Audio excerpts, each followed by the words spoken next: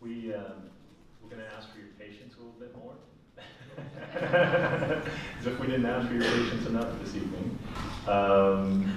This is our first experience in City Council chambers, and so we're still getting stuff set up.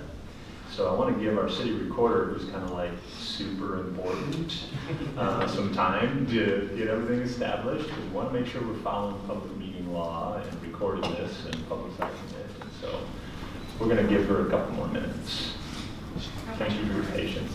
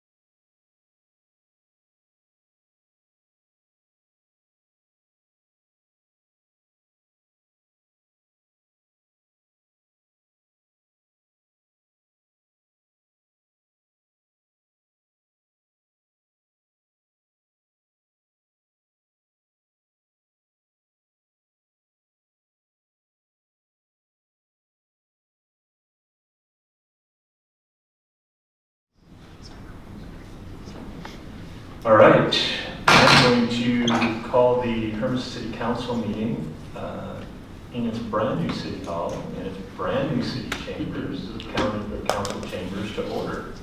So welcome, thank you for joining us this evening. I'm going to declare a quorum.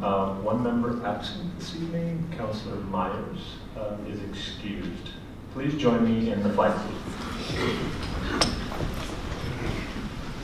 I pledge allegiance to the flag of the United States of America and to the republic for which it stands, one nation, under God, indivisible, with liberty and justice for all.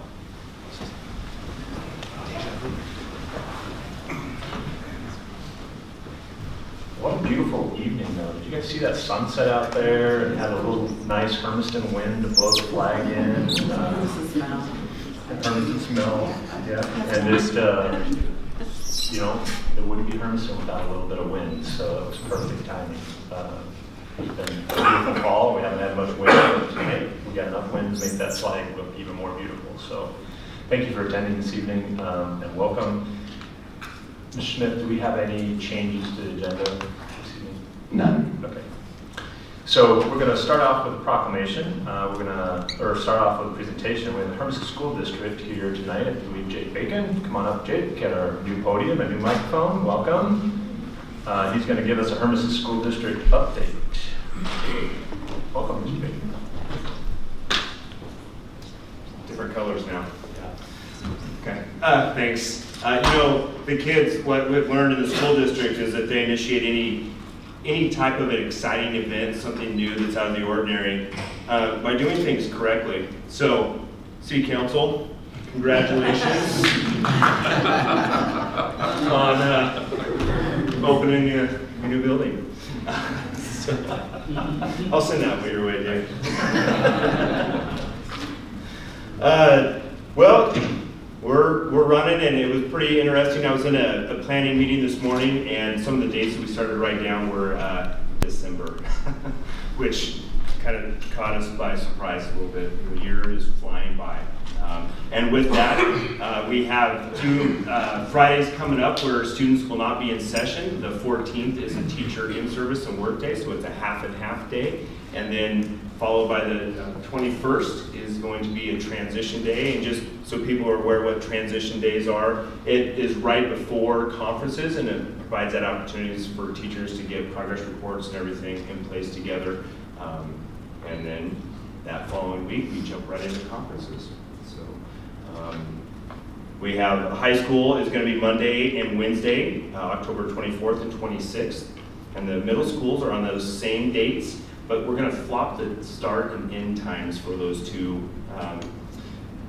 On Monday, the 24th, we're going to have the high school will start at 4:30 and go 4:30 to 8:30, and then the middle schools will go from 4 to 8. So it'll be a 4-hour opportunity, and we stagger them a little bit so that way families that have kids in both places are able to do that.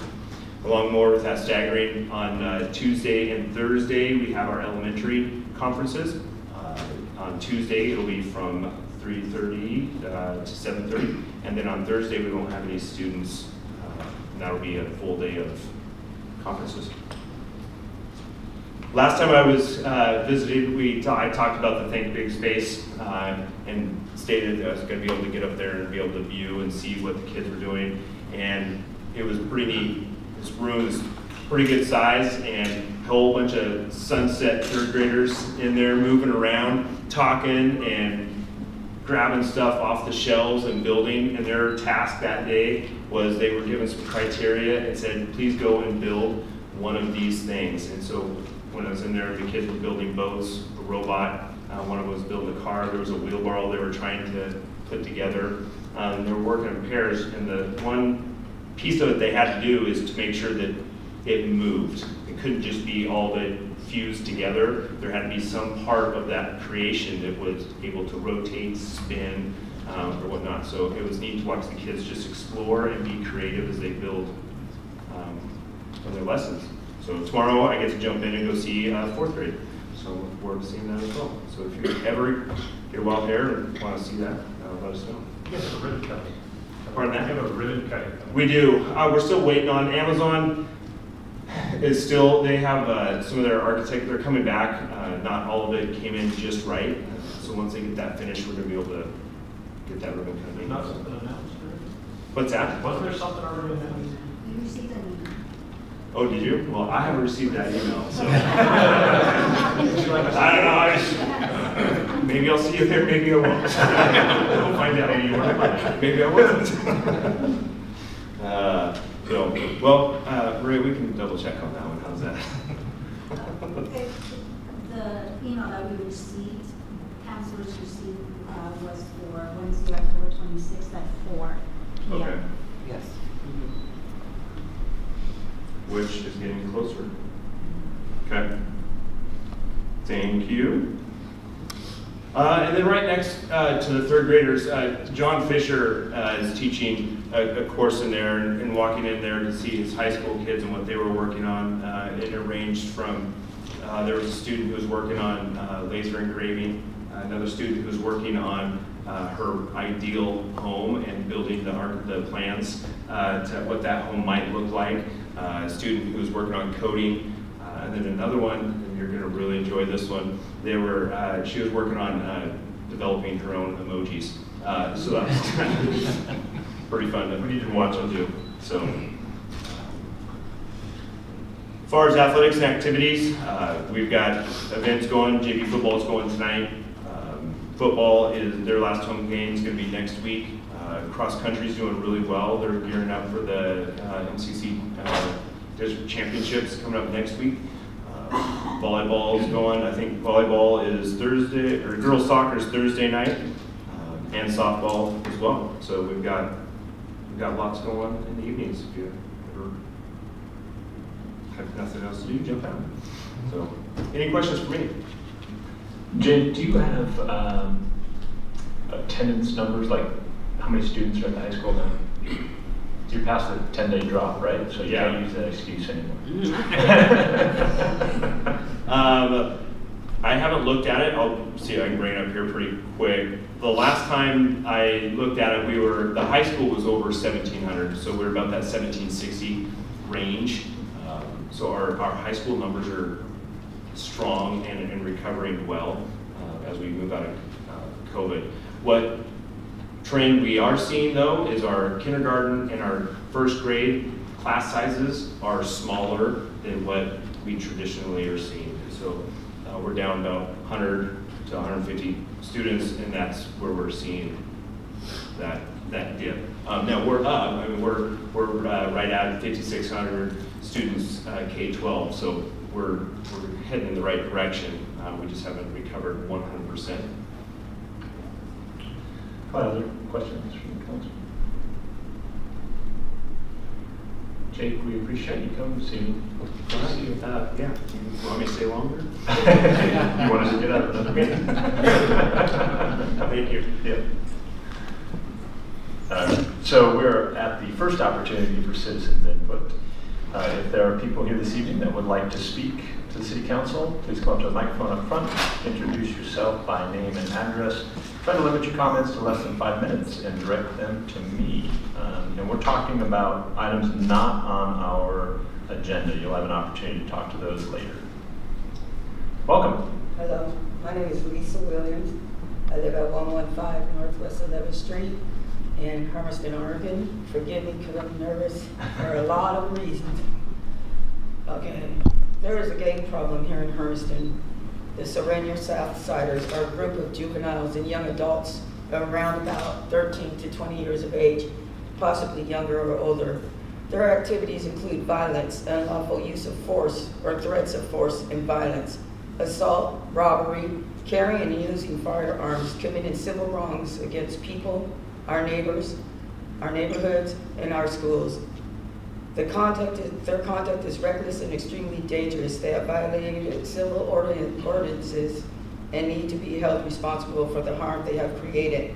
These Serrano gang members are a public nuisance, and we need to abatement the nuisance. They congregate at the Hodge Park, Newport Park, Mackenzie Park, right behind our local police and fire department, and at times in our children's school where they have been enrolled. Everyone deserves an education, but not at the expense of many others. They tag our parks, benches, tables, gazebos, places of business, our private homes, and attack our citizens. Citizens are afraid to come forth. Some have made reports to our local police, and little to nothing has been done.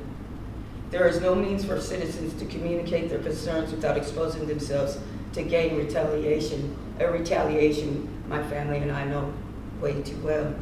My grandson, Jeffrey Williams, was assaulted in 2019 with 2 friends by members of this gang. After assaulting them, they stole their scooters. 8/26 of 21, case number 21-1665, Jeffrey and his friend, Kenny Brown, were assaulted by members of this gang. A pistol was pulled from out of the front of one of the gang members' pants, then used the pistol to whip Kenny across his face. hurt him severely. 8/27/21 at 7:30 a.m. I called Hermiston High School to speak to the principal Wells and Officer Williams, concerned for other students, as I knew this gang member was enrolled there at Hermiston High and been one of the students bullying Jeffrey in school. It got so bad for Jeffrey we had to take him out of school. I explained charges had been pressed and details into what had happened the day before. I said that the student may have had the pistol in his locker or down in the front of his pocket, pants, and who knows who else he was going to bully or what may happen if he had this pistol on him.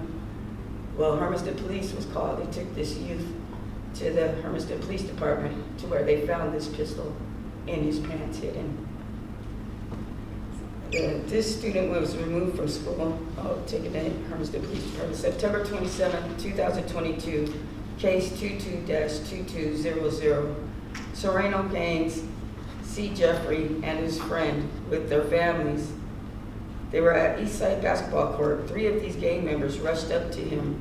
One of them pulls his shirt up to expose his gun, while the other 2 hold their guns beneath their clothes. The one who exposed his gun tells Jeffrey they are going to kill him. And he is lucky his family was there with him at that moment, and they would be back in 13 seconds. He called his mother and I, and we came to his aid and got him. We called the police immediately, and again, we pressed charges. September 28th, 2022, no case, although we did press charges. Jeffrey and Kenny, with their families once again, were at the food pod. They ordered their food. They went to Mackenzie Park to sit down and eat. 15 to 20 Serrano gang members seen them right away. When my grandson seen these guys, he called their mother right away, his mother right away, and she called me, and I called 911, and I was at work. These gang members surrounded him. By the time my daughter got there, the gang, she ran up, she was angry, and she was afraid for him as they had pulled pistols on him already and threatened to kill him. She ran up angry, telling them to leave him alone. And at that point, one of these members assaulted her, 17-year-old young man. He jumped her, socked her in her head, took her to the ground, was on top of her. She doesn't even remember falling to the ground. We believe he knocked her unconscious when he hit her. Her son, who was scared to death, he stood his ground and helped his mother. He ran over and started kicking this guy anywhere that he could so his mother could get up. And it was terrible. After that, we went to the Hermiston Police Department. So my daughter got pictures taken of her injuries, and they could get their statements of what had occurred. They were in there for quite a while, so I went and asked what was taking so long. At that point, Officer Osborne came out and told me that he was arresting my daughter and my son for assault on the 17-year-old gang member who assaulted her.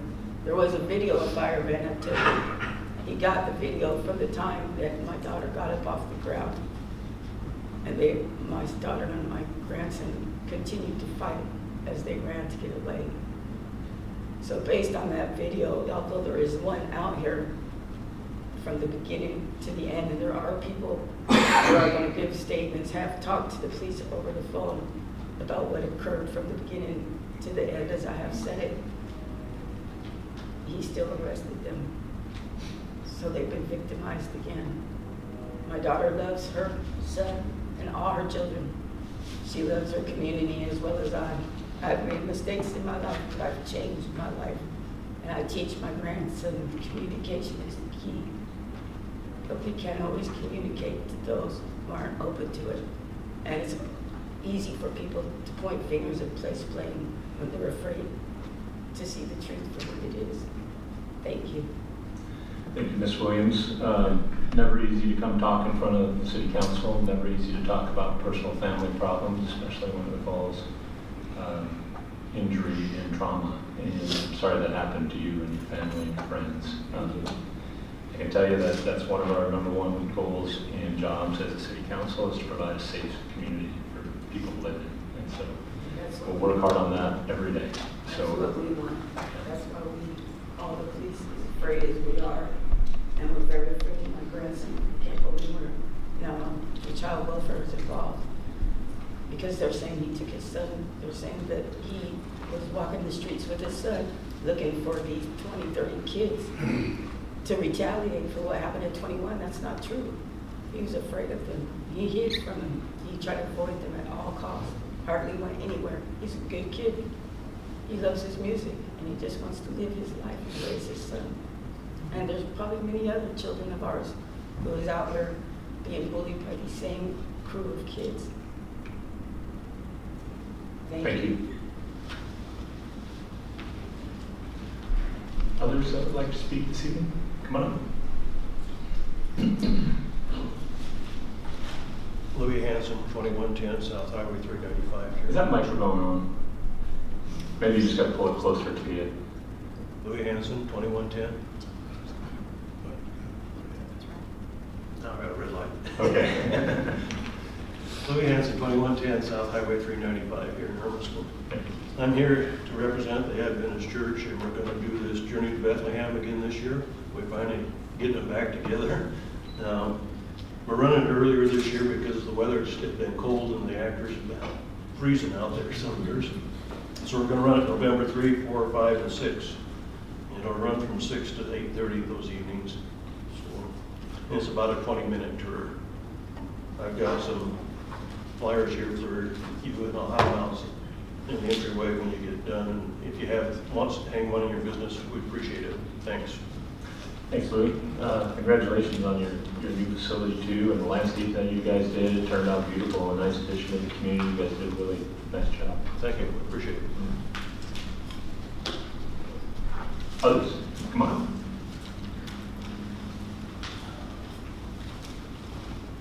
I'm Brian Owens. I own the Hermiston roller rink. And I've been having some issues. Brian, I'm sorry, do you live here in Hermiston? Yes, I do. Oh, can you give us your address? I live at 685 West Division Avenue, right next to George Anderson. I've been having issues since I took over the roller rink in 2005 or 6. Phil's been involved with some of them. But I'm running into more issues now, and I don't know where else to turn. First, they were going to close me down because I didn't have proper fire access around the rink. And I ended up getting into a legal dispute with the neighbor on the property line, which is my problem. But that's been resolved. Then there is this is the problem.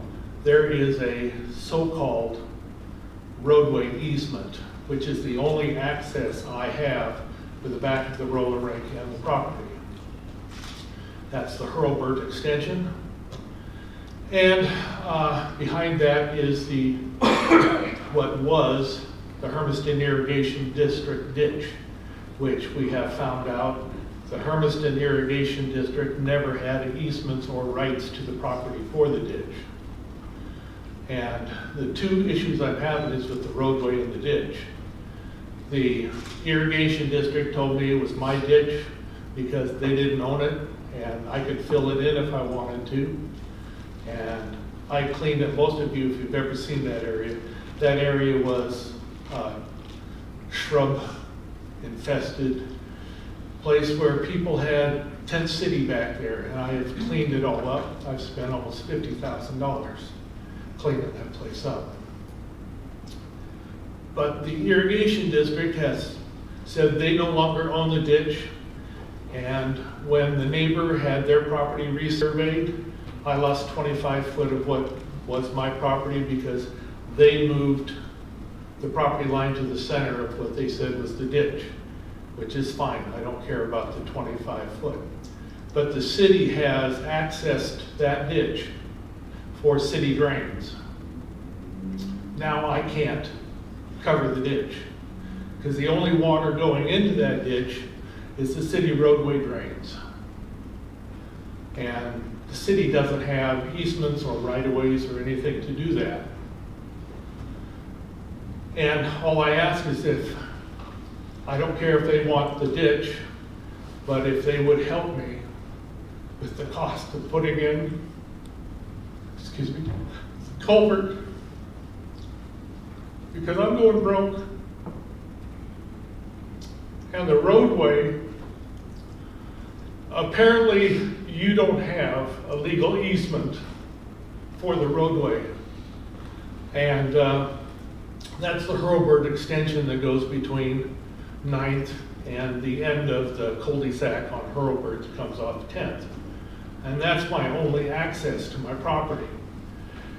But when the surveyors are resurveying it, they told me there's no legal access there. So now I'm landlocked. Your city planners over here, they say there's an access easement. Phil was involved in that one time. We had to send a letter to the city because the city was going to abandon their easement, which can't be found. I'm asking you to look into it, and if you can find that easement, please get it back, because my property is worthless without access and with that ditch. Those are the two things I need the city to do something. Just help. The roller rink has been here since early 60s. We give the only place here in town where the children have fun. And it's clean fun. We used to have the schools coming. Every elementary school came, but the school district stopped that. And now we struggle, but we're still keeping enough money to keep the doors open. I make nothing, my son makes nothing, but we keep it open for the kids. But if I can't access that back, then the city will shut me down because I don't have fire access around the building. And that's what that easement was for. And like I said, I need to have something done with that ditch. I spent all this money cleaning it, digging it out because it was full of trees, shrubs, and brush and debris, and it was plugged. And it was backing up and flooding over my property. I've got that almost all cleaned up, but I can't do anything because you guys are still dumping water in the ditch. And if you want to dump water in the ditch, that's fine, but please help me put a pipe in so that I don't have to worry about it, and so that it can actually be useful again for me.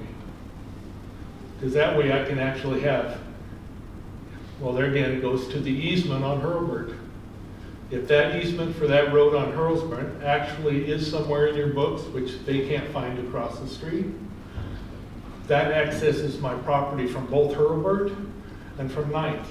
So I actually can develop it if I can get that ditch closed, which was my plan in the beginning. But now, because the irrigation district says it's not their property, the city doesn't own that property, but yet I can't do anything with the ditch. You understand what I know I'm repeating myself. I appreciate all that the city has done, and I know we're growing. I think the roller rink is too important for our kids. Mr. Owens, does City Manager Smith have your contact information? I know. Okay. Yes. We can Get it. I mean, thank you for yours. Phil has mine. Like I said, he was my attorney on some of it before he was a city councilman, so he already knows some of the things I've gone through. I've done the best I can, and I'll continue to as long as I live, to keep that place open for the kids. Thank you for your commitment to the city and the kids. We appreciate it. Others this evening? Come on.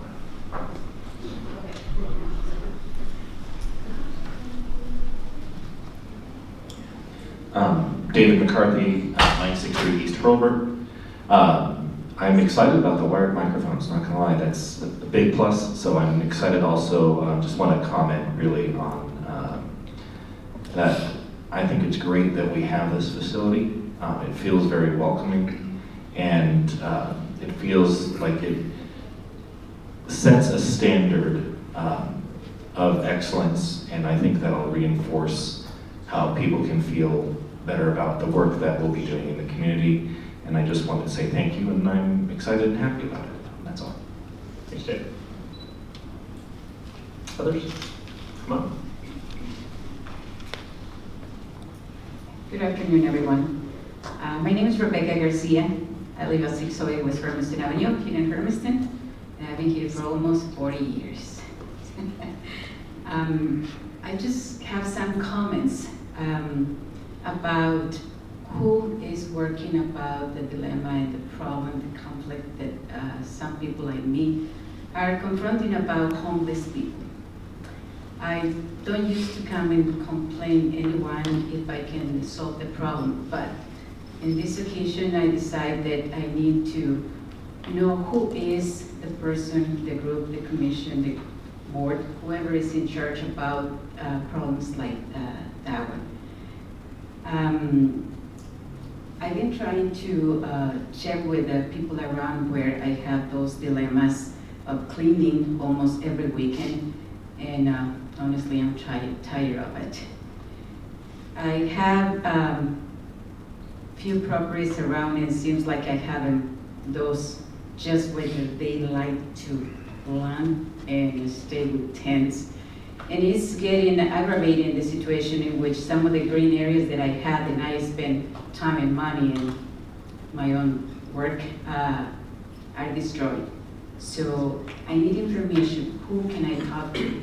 I comment these to Mike, Chad, and I was ready to comment that to Clint and some other people and see who are the persons that I can submit my information or the dilemmas that I'm dealing with, and see who is the person or persons who can help me, I won't say to cure the problem, but at least to solve the situation in some areas in which it's been occasions that even my pickup is up to the top on chairs, and well, I cannot tell you how much stuff is in there, but you can imagine. So please, I need help, I need assistance, I need a telephone number, and see who can help me, because I don't expect the problem being solved, but at least to let me know how to control that situation in some very public areas, please. Ms. Garcia, Lily, do you have her contact information? Her address, I can get it. Okay, and maybe share email with her, and we can communicate back out to her on some resources that are available for her. Yeah, homelessness is a serious concern that we have in our community, and we are working towards some solutions. It takes time, unfortunately, you know, and it's a challenge that every community is trying to manage and deal with moving forward, and I appreciate your patience with it. You know, the city's trying to find some solutions as well. And it's a community-wide problem that we're all I dealing with. realize that. It's just that I thought maybe it's about time for the city to get involved, or just to allow me to know who are the persons that I can contact. I would say not to solve it, but just to minimize the problem, because the winter is coming and it's going to be worse Yeah. We'll try to areas, communicate some more. my areas, Okay. to help with and work with. Okay, thank you. for coming. Others? I think I want to go back to the community center. Got a lot less public comment with challenging issues.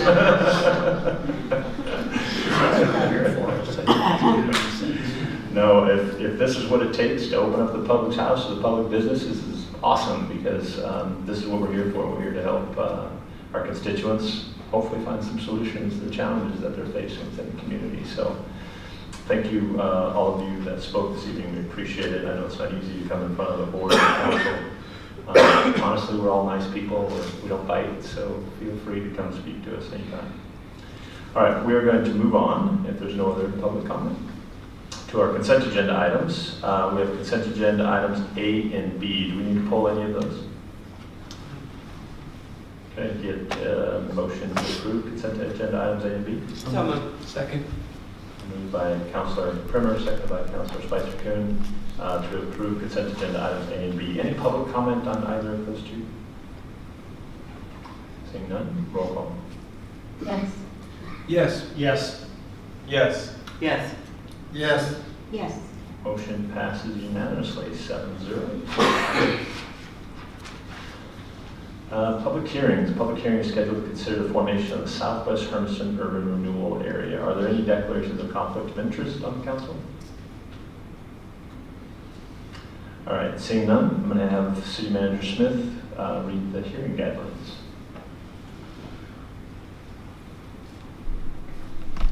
The City Council is holding a public hearing to consider the formation of the Southwest Hermiston Urban Renewal Area.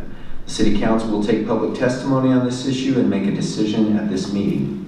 The hearing process will begin with a staff report by Quinn Spencer. Following the presentation of the staff report, the City Council will take public testimony. The Council requests that all people wishing to testify give their name and mailing address before testifying.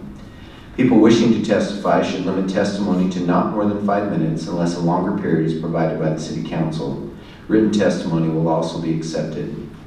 After everyone wishing to testify has had an opportunity to speak, the City Council will close the public hearing and enter deliberations. Once the public hearing is closed, no further testimony will be received. Mr. Mayor.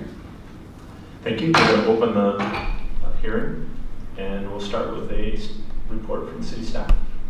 Who's doing that? Mr. Spencer? Actually, I will yield the floor to Ms. Morgan for the staff report and to Elaine Howard, who's also helping tonight.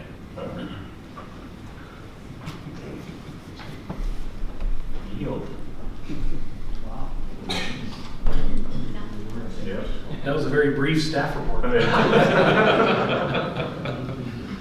Well, the reason why you have multiples of us here today is because it's been a large project that we've been working on for an awful long time. So it's exciting to be here today and working on what we're doing here today. So as Mr. Spencer mentioned, I'll give again all the councilors, you have seen this presentation several times before, so bear with me as I run through it. I want to make sure that anybody who's here this evening to give any public testimony has kind of some of the background on how we got to where we are and the high points of the urban renewal plan.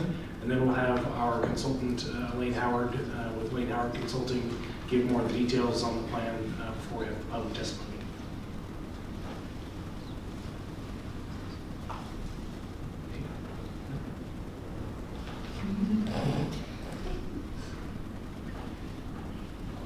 We'll figure out these buttons one of these days.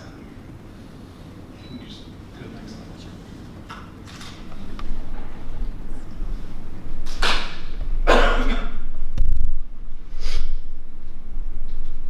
This would be an excellent place for a movie night, just saying. Yeah, we can even drop the blinds and everything. That would just be It's dark again. awesome.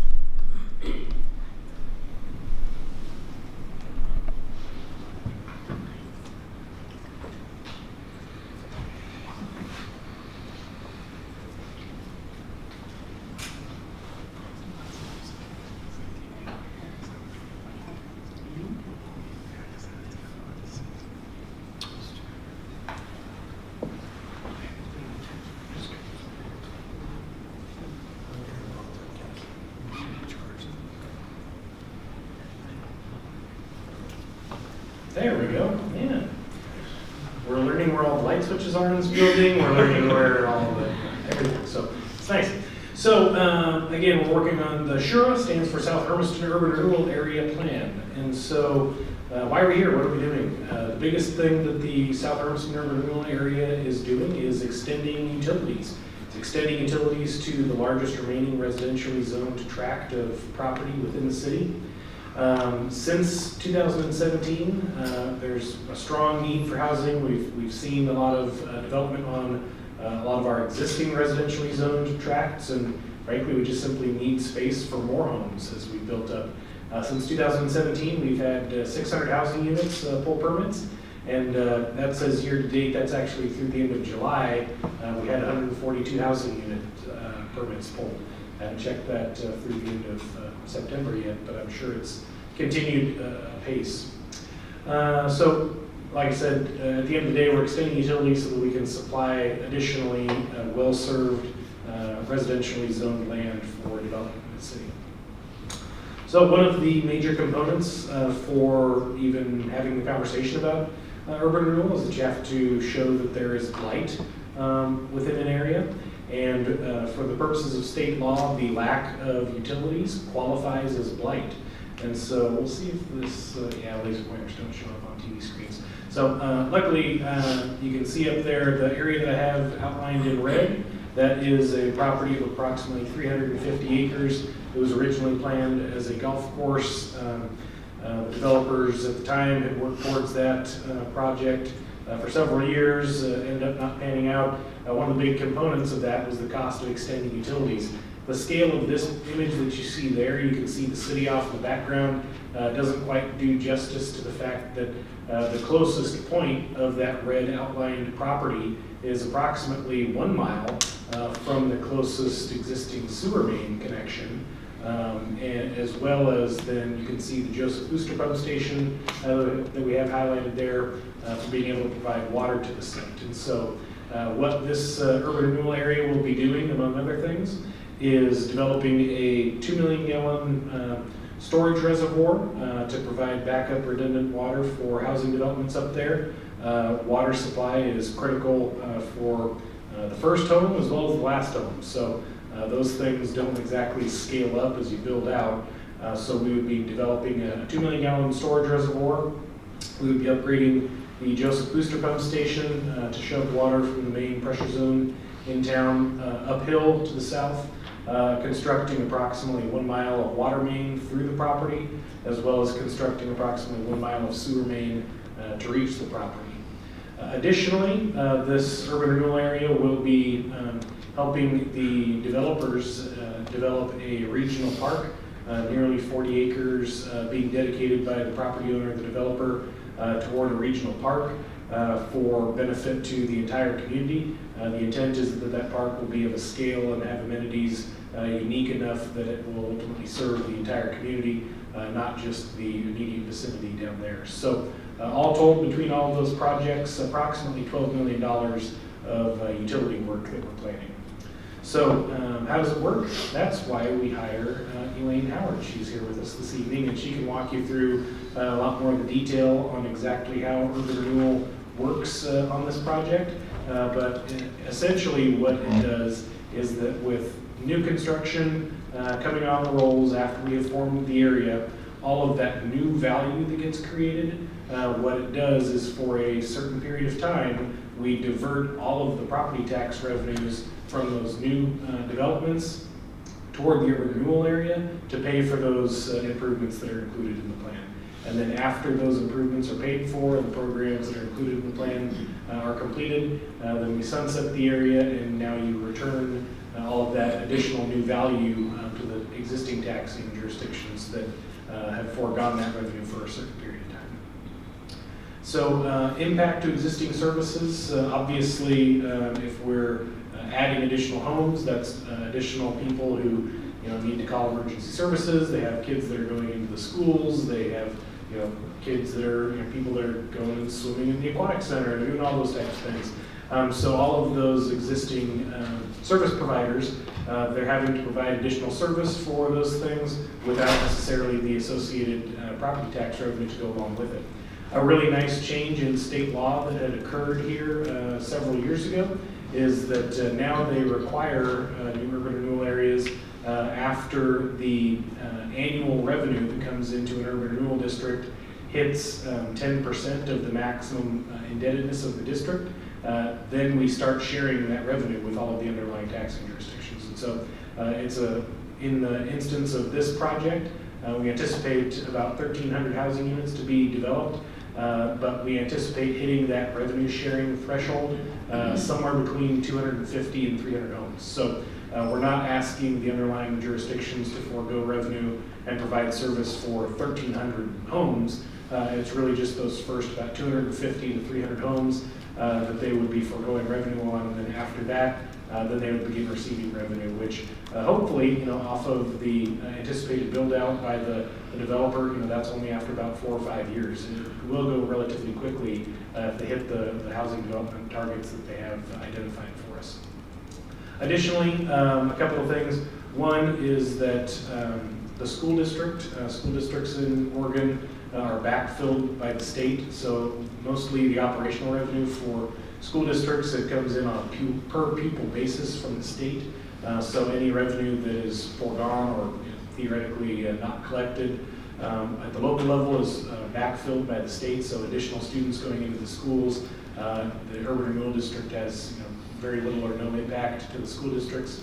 Additionally, the urban renewal district concept only applies to permanent operating levies in terms of diverting that additional new revenue. So say you have a new home that pays $5,000 in property taxes in total for the year. Well, maybe only about $4,000 of that is for permanent operating levies. That additional $1,000 is probably for bonds, like the school district bond. Fire district has an existing bond. So in the event that we have stimulated additional housing development out there, all of those bonds would now be receiving additional new revenue to go toward paying off bonds. So we do not divert the revenue from bonds. And so we anticipate that over about 20 years, the Hermiston School District bond alone would see about $6 million of additional revenue that they wouldn't otherwise see. And the fire district's bond would also see about $300,000 in additional revenue that they wouldn't otherwise see. Let's see, so other impacts. This entire concept, as council is well aware, really it's a multi-legged stool. We're using the urban renewal area as basically underpinning or guaranteeing that we have revenue come in to finance these improvements. But at the same time, urban renewal only works if you have new investment in place. And so if the homes don't come on quick enough or anything like that type of thing happens, at the end of the day, we, the city, the urban renewal district, we're going to be the ones going out and borrowing the funds for installing this infrastructure up front. And so we will have an agreement in place with the developer for covering that debt. So when we go out and borrow these funds, we'll be borrowing mainly from Business Oregon's Infrastructure Finance Authority, as well as DEQ on the sewer side of things. So when we make those, sign those loan documents, we will have an agreement in place between the city and the developers that regardless of how much revenue comes in from the urban renewal district, we're partners on covering that debt obligation. And so that's a big component that we're nearing completion on, getting that development agreement in place with the developer. Additionally, the developer has agreed to donate about 1.5 acres of land to the fire district that they can likely use for a future fire station. They don't have to necessarily. They could turn around and sell it for development if they wanted to, if that's not the right spot for a fire station. Additionally, part of the development agreement that we're working toward is nailing down an exact fee for a per home impact fee that would be collected and go toward the fire district until that revenue sharing kicks in. And then the final piece, I've talked about water and sewer and parks, but we haven't talked about traffic impacts. And so they will be finishing up their traffic impact analysis, and based on that traffic impact analysis, recommendations for off-site improvements. These are things like maybe signalizing Feedville and 207 or those types of off-site traffic improvements. What we would develop is a fee, again, per home, similar to a system development charge that we can collect. And then once the threshold is hit that we actually need to install those improvements, we would then have the resources on hand to be able to install those. The reason that the traffic sets up a lot better for that type of an arrangement rather than urban renewal is that different than water, if you build one home or 1,300 homes, they have to be able to turn on the faucet and flush the toilet. If there's one home out there, that's not putting a lot of traffic impact on intersections and those types of things. And so those traffic components, those don't need to be developed up front. We can collect fees per home over the first 500, 600, 700 homes, whatever that threshold is, before we start to put in some of those traffic devices. So the risk to the city, so the anticipated shared debt obligation currently based off of our initial applications through IFA and DEQ for those upfront borrowings is in the range of around $500,000 per year.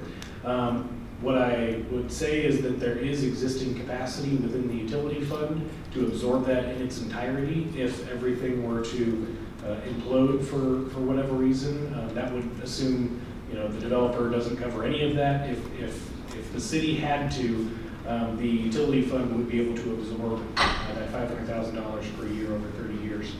And the reason why I mention that is that ultimately the utility fund will also be used to backstop our borrowing with our lenders, and largely because those water improvements, they're called for in our 2019 Water System Master Plan that was updated. And we show, including a 2 million gallon storage reservoir down in that southwestern quadrant of the city. There's a lot of benefits to the city, whether or not there's homes in that subdivision or not. We know that there's going to continue to be housing growth somewhere in the city, and we will need that additional stored water capacity over the next 20 years. And so it's absolutely appropriate to be able to leverage the utility fund for that purpose right now. Let's see, so also I mentioned, the worst case scenario, that those figures actually were for a 20-year borrowing. The conversation or the offer that we have from IFA is actually in a 30-year borrowing, so that annual risk would actually be lower than $500,000 per year. It also assumes borrowing all $12 million day one. That $12 million includes $4.5 million for the parks component. We would likely only be borrowing $2 million for the parks component up front, with the rest of that $2.5 million coming in smaller neighborhood parks in the future parts of development. Additionally, our assumption for being able to cover that debt assumes an absorption rate of only 30 homes per year. Certainly our development partner would like to see more homes than that built per year. But as I mentioned already so far this year, we've had nearly 150 housing units constructed citywide, and the developer that we're working with is responsible for the lion's share of those housing units. And so that, I feel like that's a pretty conservative assumption on absorption rate. And then also the assumptions that we've been working off of assume, houses don't just start popping out of the ground overnight. We've been talking about housing for a long time. It's been a city council goal since 2017. These things take a long time to plan and deliver, and just the design engineering on these things takes a long time, and then you got to construct them. So our financial models assume that these homes don't get occupied and come onto the tax rolls to start sending revenue to the urban renewal district until calendar year 2027. So we're hopeful certainly that we'll be able to beat that time frame, but I think all of our estimates have been pretty conservative, taking all of those components into account. So with that, I would invite Elaine, our consultant, who can talk more of the nuts and bolts of the actual legal process. Welcome, Elaine. Thank you. I'm Elaine Howard from Elaine Howard Consulting. I've been working on this project with Nick Poppinut from Tiberius Solutions. Nick does all of the financial review. We work together on urban renewal, tax increment, finance projects. So thank you. And it's nice, the last 2 meetings I've been in the community center, so it's nice to be here in your new city hall, and congratulations. It's a beautiful facility.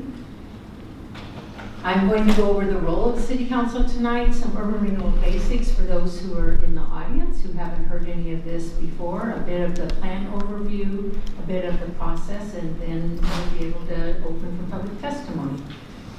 The role of the City Council, we are at the end of the process of looking at the urban renewal plan.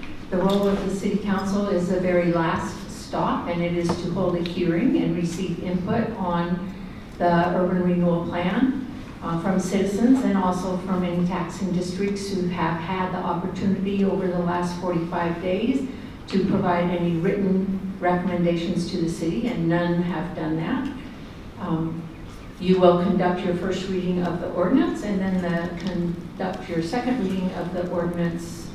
I heard earlier someone said tonight, but I think it's actually October 24th. First of all, urban renewal is not a new tax for property tax owners, property tax payers. That is always something that's misunderstood is that people hear about all of this money and what the city's doing, and in fact, your existing urban renewal area has a line item on everybody's tax bill that says urban renewal. So people see that and think that that is an additional tax.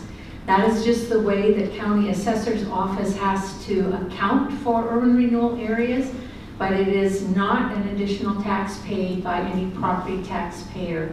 It instead is a division of taxes that would otherwise have gone to taxing districts like the city itself, the county, the port, the school district, the education service district. So those taxing districts, as Mr. Morgan said, will forego taxes on the new value of properties within the area for a certain period of time until that revenue sharing kicks in. And then they will get a portion of those taxes over time until the urban renewal area terminates. The revenue sharing, again, is something that was newly added to the provisions in the urban renewal statutes, and it provides all the taxing districts to realize the gain in property tax revenues within an urban renewal area. Your revenue sharing kicks in fairly early, earlier than any plan I've worked on, and that is because you are limiting your maximum indebtedness to a fairly low number, and revenue sharing kicks in when you receive 10% of that overall maximum indebtedness, and I'll define that term in just a minute. One thing to remember about these impacts to taxing districts is that if that utility infrastructure is not provided to this property, that growth will not occur. So those taxing districts are not losing out on that revenue because it won't come to them unless this area is developed. So you're developing and creating for them a future new revenue sharing, revenue stream. An urban renewal area functions on an income source. That income source is that annual tax revenue off of the growth within an urban renewal area from the time it's established. It has expenses that pays for programs, projects, and administration. Those expenses are reviewed every year in your annual budgeting process, so a budget is developed, and that is an open public process. And there is a spending limit for every urban renewal area. That spending limit is capped by what's called maximum indebtedness. Maximum indebtedness is the total amount of money that may be spent within the area over the life of the urban renewal plan. In this particular area, that maximum indebtedness is about $18.1 million. And we are projecting that the plan will go about 19 years. Again, those projections are just estimates. The thing that is binding is that maximum indebtedness. So the Urban Renewal Agency may not spend more than that $18.1 million on those projects, programs, and administration. They may collect a little more to pay interest on debt, because interest on debt is not included in that maximum indebtedness number. Most new urban renewal plans that I work on last 30 years. That is because their maximum indebtedness is much higher and they aren't projecting nearly the amount of new growth that you are.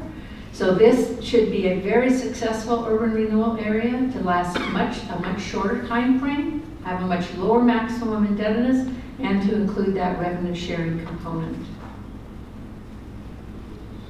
The way urban renewal works is for most taxing districts, not including the schools, that impact is directly to that taxing district and the amount of money that they might receive from the assessor's office. So when people pay their property taxes, it goes to the assessor's office, and then the assessor's office distributes that out to each taxing district. This is where the impact happens for the regular taxing districts like the city and the county. For schools, this is our compilation of what happens to state school funding, and if your school superintendent were still here, I think he'd probably enjoy the graphic, because the state school funding is very complex, and it took us a long time to figure out how it really works. And the simple explanation is The legislature a number of years ago decided to create what was called the State School Fund, and that was to equalize funding across the state so that the more wealthy communities like Lake Oswego and West Lynn, who had more assessed value within their community, weren't getting more funds for their kids than people in other communities that didn't have all that assessed value. So the state created a state school fund that made it so that every student within the state gets allocated the same amount of funding to their school district, and school districts are paid on a per pupil basis. There are other funding sources besides permanent rate taxing levies, which urban renewal takes, that go into that state school fund. Those other sources include lottery funds and the state general fund and some federal funds. So as the legislature is determining that per pupil amount every 2 years when they meet, they consider what other funding sources they have, how much money throughout the state goes to urban renewal, and they do what's called backfill that state school fund with funds to make it so that they are able to pay all of the school districts on that per pupil basis that they establish for adequate school funding. And again, urban renewal only impacts permanent rate property taxes. It does not impact any general obligation bonds or any local option levies.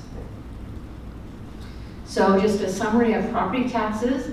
There are no new taxes to those of you who own property within Hermiston, although you may be tricked when you see your property tax bill and see urban renewal as a line item. If urban renewal ceases to exist, your taxes do not go down. That money just gets redistributed to the other taxing districts. Schools are indirectly impacted by urban renewal because they are funded through the state school fund. And there are no bonds or local option levies impacted. And in fact, new development will cause those of you who already pay money on general obligation bonds, it will cause your payments to go down because your payments are based on the total assessed value within the taxing area divided by the annual payment that has to be made by the school district or the fire district. So if there's increased assessed value, to be able to distribute that over, then the payments for everybody else within the city actually go down. There's a specific requirement in the statute that governs urban renewal about how an urban renewal area may be formed, and also for plan amendments in the future. It requires public input. It requires going to the agency, which we have completed. We did make a county presentation and they were very supportive. We went to the Planning Commission and received their approval that the plan conforms with the comprehensive plan. And tonight we're at that last step again for the City Council hearing. This is the proposed boundary. Mr. Morgan showed it more in context of the aerial view, but you can see that it is in the southwest corner of the city and is just a large vacant property that produces next to nothing on property tax revenue. There are statutory limitations for how much urban renewal a city may have. It may have up to 25% of its assessed value and 25% of its acreage in an urban renewal area. You have an existing urban renewal area, and when you add the potential area to it, you are still only at 9.6% of your total acreage and under 4% for your total assessed value. So in terms of being within the statutory limitations, you are well within those limitations for your use of urban renewal. The projects within the plan are those infrastructure upgrades that Mr. Morgan spoke to, parks and pathways, developer incentives and administration. This shows the expected cost of those improvements in constant 2023 dollars, that means in today's dollars, and then in year of expenditure dollars. So we know that all of these aren't going to be done the first year, they're going to be done out in time. Because your area is a shorter area, those year of expenditure dollars aren't as high. A lot of times On a 30-year plan, there's a big difference between that constant dollar and the year of expenditure dollar. Yours, because you're hoping to do a lot of these projects up front, because you have access to that state infrastructure fund and the DEQ funding, your ability to fund these is much enhanced. When I spoke of the developer incentives are really SDC expenditures, and you can see that on the line item, and this doesn't show that well, but what that would be is for housing that would be more workforce housing, or housing that is more affordable, where that city would then repay through the Urban Renewal Agency SDC expenditures to be able to keep those housing units affordable or have them affordable at the time that they're marketed. This just shows the financial forecasting over the life of the plan. So the maximum indebtedness, again, that's the total amount of money to be spent on projects and programs, is $18.1 million. You can see that the total net tax increment revenues is $20,060,000. And that is because that includes the interest that has to be paid on any debt when the debt is borrowed. Again, the capacity of that maximum indebtedness is $15.3 million, so that means in today's dollars what you can buy.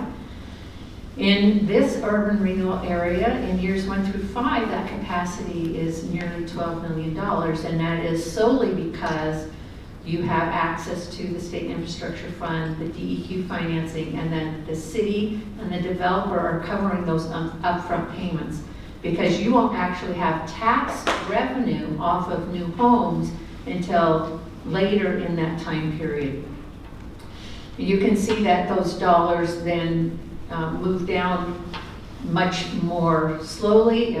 They move down in amounts over time, and in the final years of the plan, very few revenues are needed to close out the area. This just shows how that revenue sharing works. So when you look at the gray area that says to the urban renewal area, that is the amount of funds that go to it until it hits the point of 10% of $18.1 million. And then revenue from there on is shared with the taxing districts. And you can see as the line goes up, that green part is the shared revenue. Where it dips back down is because you are at the end of the urban renewal area. And in that last year of collection of tax increment revenues, you are projected not to need that much revenue to be able to close out the area. And then once the urban renewal area expires, you can see the blue bar is the anticipated new tax revenues that will be received by all of the different taxing districts. This just shows revenue sharing expectations over the life of the area. We included this in the report. We also included this in the information that went to all of the different taxing jurisdictions. The total amount of revenue foregone, and again, this revenue really wouldn't be foregone if that area is not developed, but if it is developed, the revenue foregone to the county is about $3.3 million. The city of Hermiston revenue foregone is the most, it's about $7 million. The fire district is about $2 million, and then the port of Umatilla, $177,000. County radio, $195,000. Cemetery district, $105,000, $6,000. Mosquito control, $232,000, for a total of general government revenue foregone of about $13 million. And this just shows, and this information I know is very hard for people to read here. It is in the report, and it is an estimate of the annual amount of revenue foregone to each taxing jurisdiction. It does include the fact that revenue is shared back at certain points. For education, again, the Education Service District and the Hermiston School District are part of the state school fund. The community colleges are also funded on a per student class ratio from the state. It's a little different from the state school fund. So most of these funds are backfilled for a total in the education district area of about $7 million, and a total for both together of a little over $20 million. Here are the education totals by year. And the next steps would be to get your public input tonight and to hold a vote at your next meeting. And I would be happy to answer any questions at the time it's appropriate.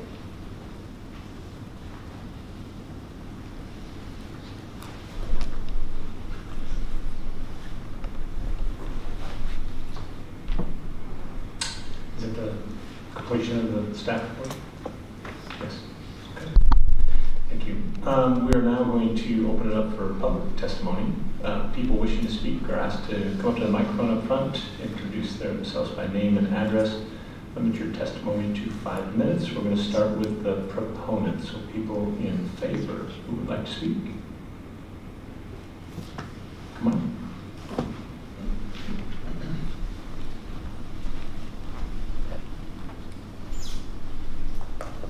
Yes, hi, my name is Steve Wilson.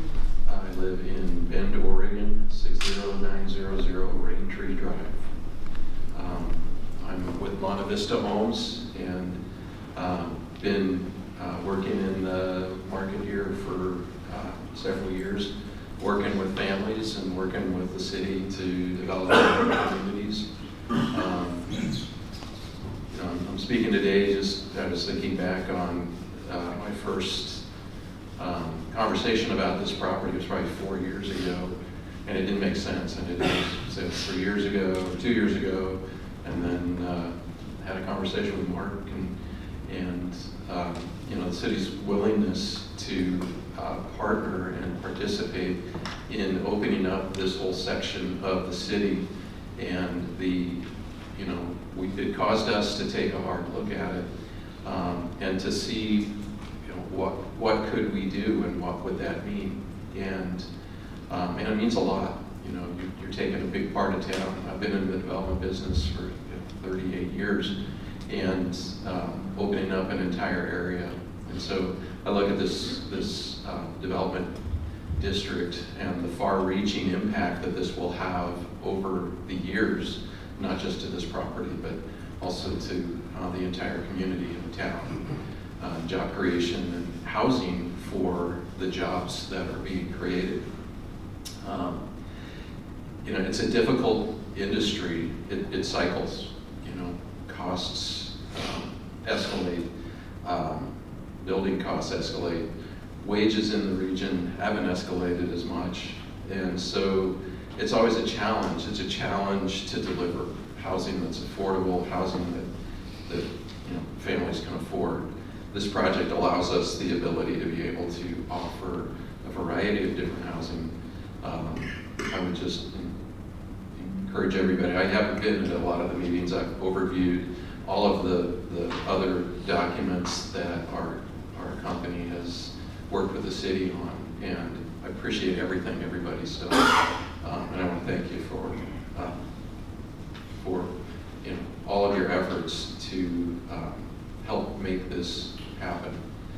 It's going to be critical moving forward that costs are watched every step of the way, and I think everybody's done a good job. It's a challenge to work in this environment and to provide housing that people can afford.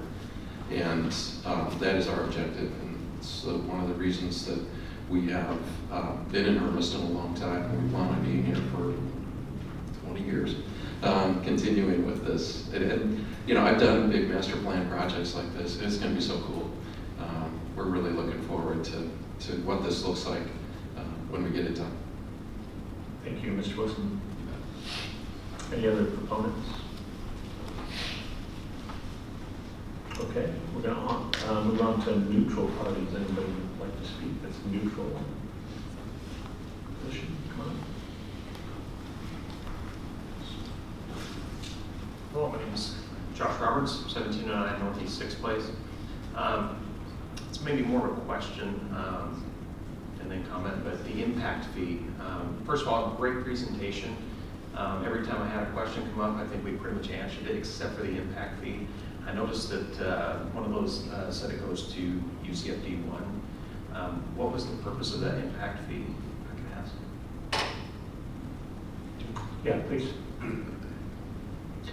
Yeah, so ultimately the impact fee is really in recognition of the fact that for every home that goes in, we anticipate that on average across the city we have about 2.7 residents per home.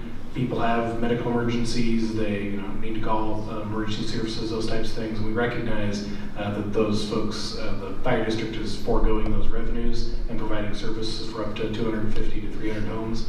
So that the intention with that fee would be that until that revenue sharing kicks in, they would be able to at least be receiving some revenue in recognition of that. I appreciate that. That was my understanding, but I wanted to confirm that before I asked my question. The question is, I noticed that the police department was not included on that. We've heard issues even here tonight about public safety, gang problems, crime, that kind of thing. The police department is not going to be immune to an extra, 250, 300, 1,300 homes. They're already short-staffed as it is, I believe, and so this is definitely going to affect them. So as the, I don't know if there's a legal reason they were excluded, but if not, I would suggest that the council consider including them in that revenue sharing because they're definitely going to be impacted as well. So that was my comment. Thank you, Mr. Lopez. I think the police department is pretty important too. We'll figure out a way how to get them some extra money as well. Do you have a more direct answer to that than other than general fund dollars? No? Okay. Thank you. Other neutral parties? Okay. Any opposed opponents who wish to speak? Okay. So we are now going to close the hearing, public comment. And is there any further council discussion? Does council have any questions, comments? Who wants to go first? Anyone?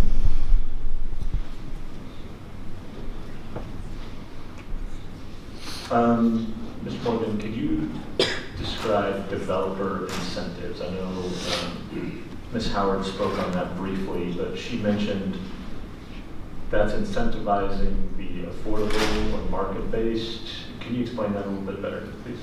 Yeah, so one of the things that we definitely heard from the council through this process was making sure that we're, as Mr. Wilson hit on, making sure that we're delivering, affordable housing, I guess, can be a loaded term sometimes. But so not just making sure that we're delivering housing that's affordable in general to the community, but also what you think of as traditional affordable housing for all income brackets, even if they're on the lower end of the spectrum. And so this incentive program would be an SDC reimbursement program if the developer is able to develop and bring online housing that meets our definition or our criteria, which we would develop that terminology in that program for providing affordable workforce housing. And so that's, again, kind of a programmatic aspect. The components that I talked about earlier, which were much more infrastructure based, those are all like upfront. We're going to go out, borrow funds, use the urban renewal revenue to pay off that debt. I don't really see us standing up the program-based program until the urban renewal district is paying in full that debt on an annual basis. And so that program probably won't roll out for 6 or 7 years until after the urban renewal district is covering the debt. But so then what that would be is if the developer builds X number of housing units, they would otherwise be expected to pay to the city system development charges for their impact on the water system, sewer system, parks infrastructure, street infrastructure.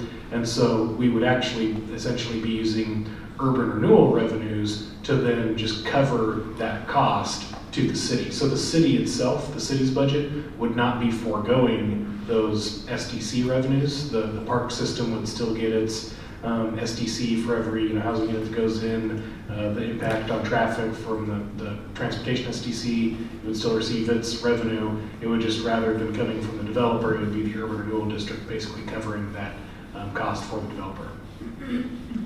So you haven't really defined affordable housing at this point. I mean, what are we talking about? 80% of market value? I mean, what does that look like?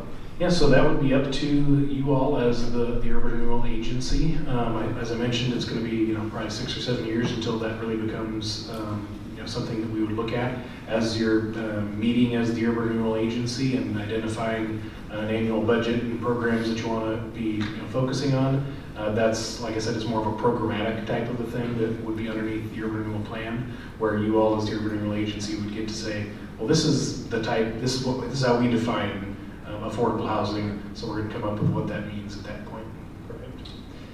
The other question I had revolved around worst case scenario debt wise. So 500,000 is what you would guess that annually would be our total debt for how many years?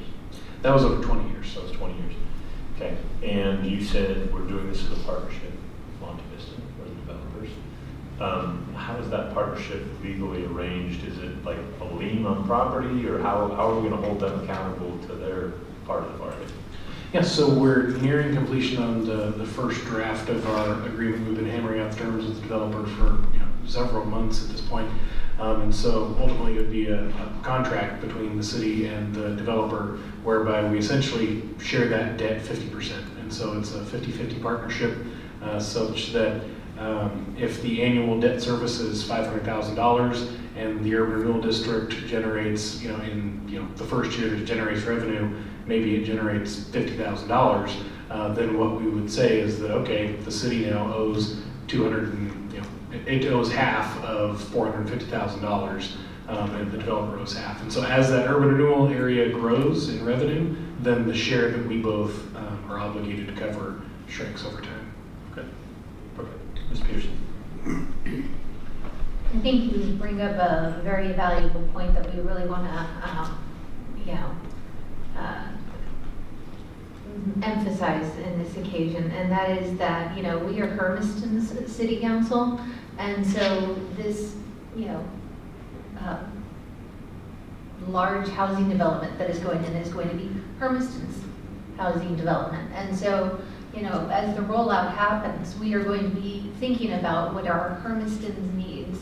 I've heard a lot of comments, along the, public media grapevine about people worrying that it's going to be just, really large houses that only people that have lots of money can afford. It's like, that's not who this is designed for. It's going to be designed for all of Hermiston, and we will be taking that into account because we are Hermiston's City Council. We are put up here by Hermiston, and we are a reflection of the public.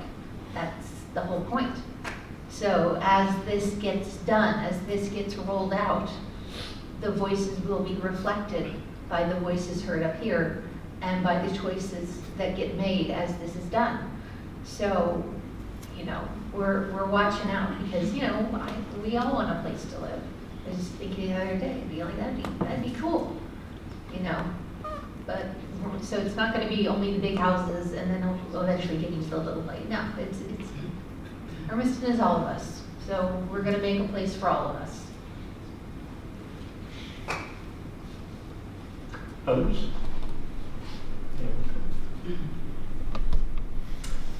Okay, so we have a potential action item this evening.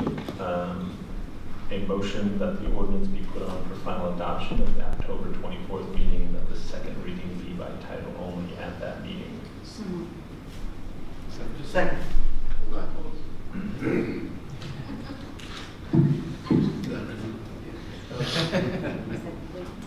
Colorblind guy doesn't quite see the lights on.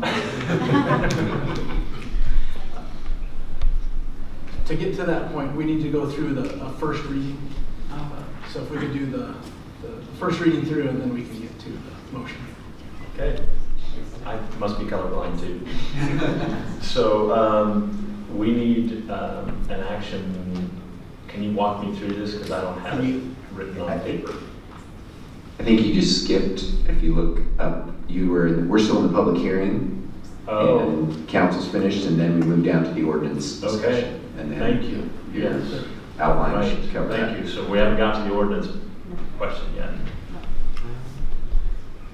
I'm sorry. All right, any other further council discussion this evening? Okay, Now we're going to move on to ordinance number 2341, Southwest Hermiston Urban Renewal Plan Adoption. Mr. Smith. Yes, so we just spent the last hour talking about this, so if you have any further questions, we'd be happy to answer. Okay. Any further questions from the council? Any other public comment on this? Okay. Mayor requests first reading of the ordinance be read by title only and calls for a roll call. Roll call. Yes. Yes. Yes. Yes. Yes. Yes. Yes. Mr. Tully.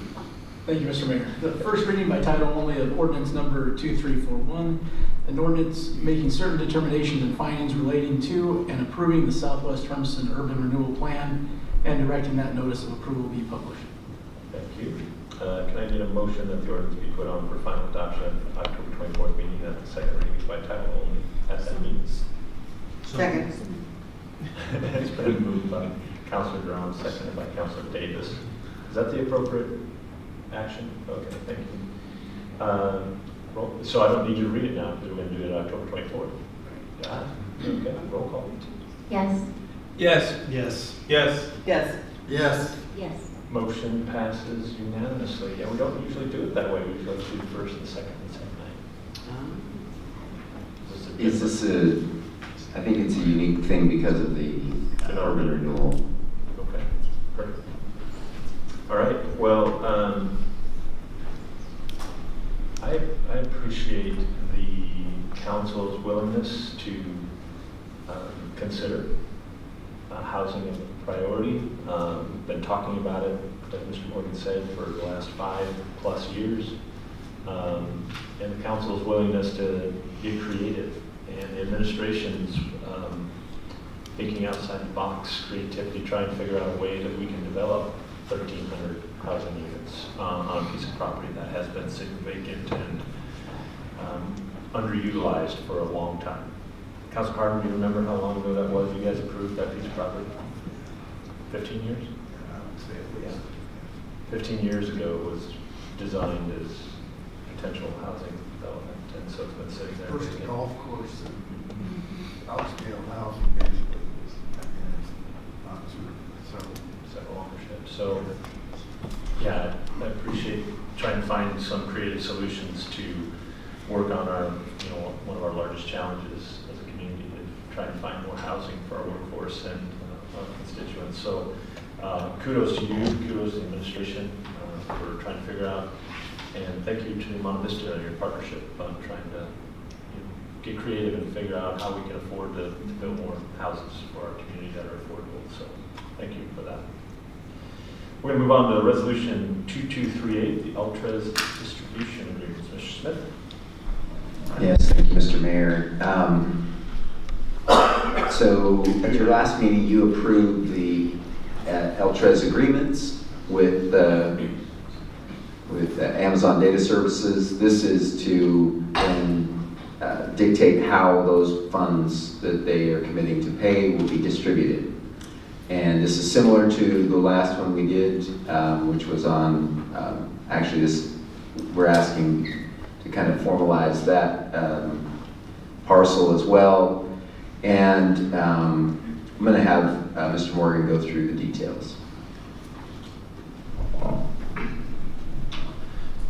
Yes, so you'll remember at our last council meeting, you approved 2 long-term rural enterprise zone agreements with Amazon Data Services. Since that time, our co-sponsors on the zone, Umatilla County, last Wednesday also approved their half of the agreement, so we're now just in the finalization process with the company on those components. The Greater Hermiston Enterprise Zone, as I mentioned multiple times, the city and the county are co-equal partners on that zone. We don't typically have a lot of revenue come into the zone from some of the shorter term enterprise zone abatements, but these ones are going to generate significant revenues. And so it only makes sense that at the front end we have some general sideboards and understanding of where we're going to be directing those funds to go. We've seen examples elsewhere in the state of partnerships devolving into infighting and hurt feelings and those types of things. And so I think developing this distribution agreement on the front end helps keep that spirit of cooperation amongst all of the partners. And so really what we have done with this agreement is simply get down on paper what the two partners have understood throughout the entire process over the last several years.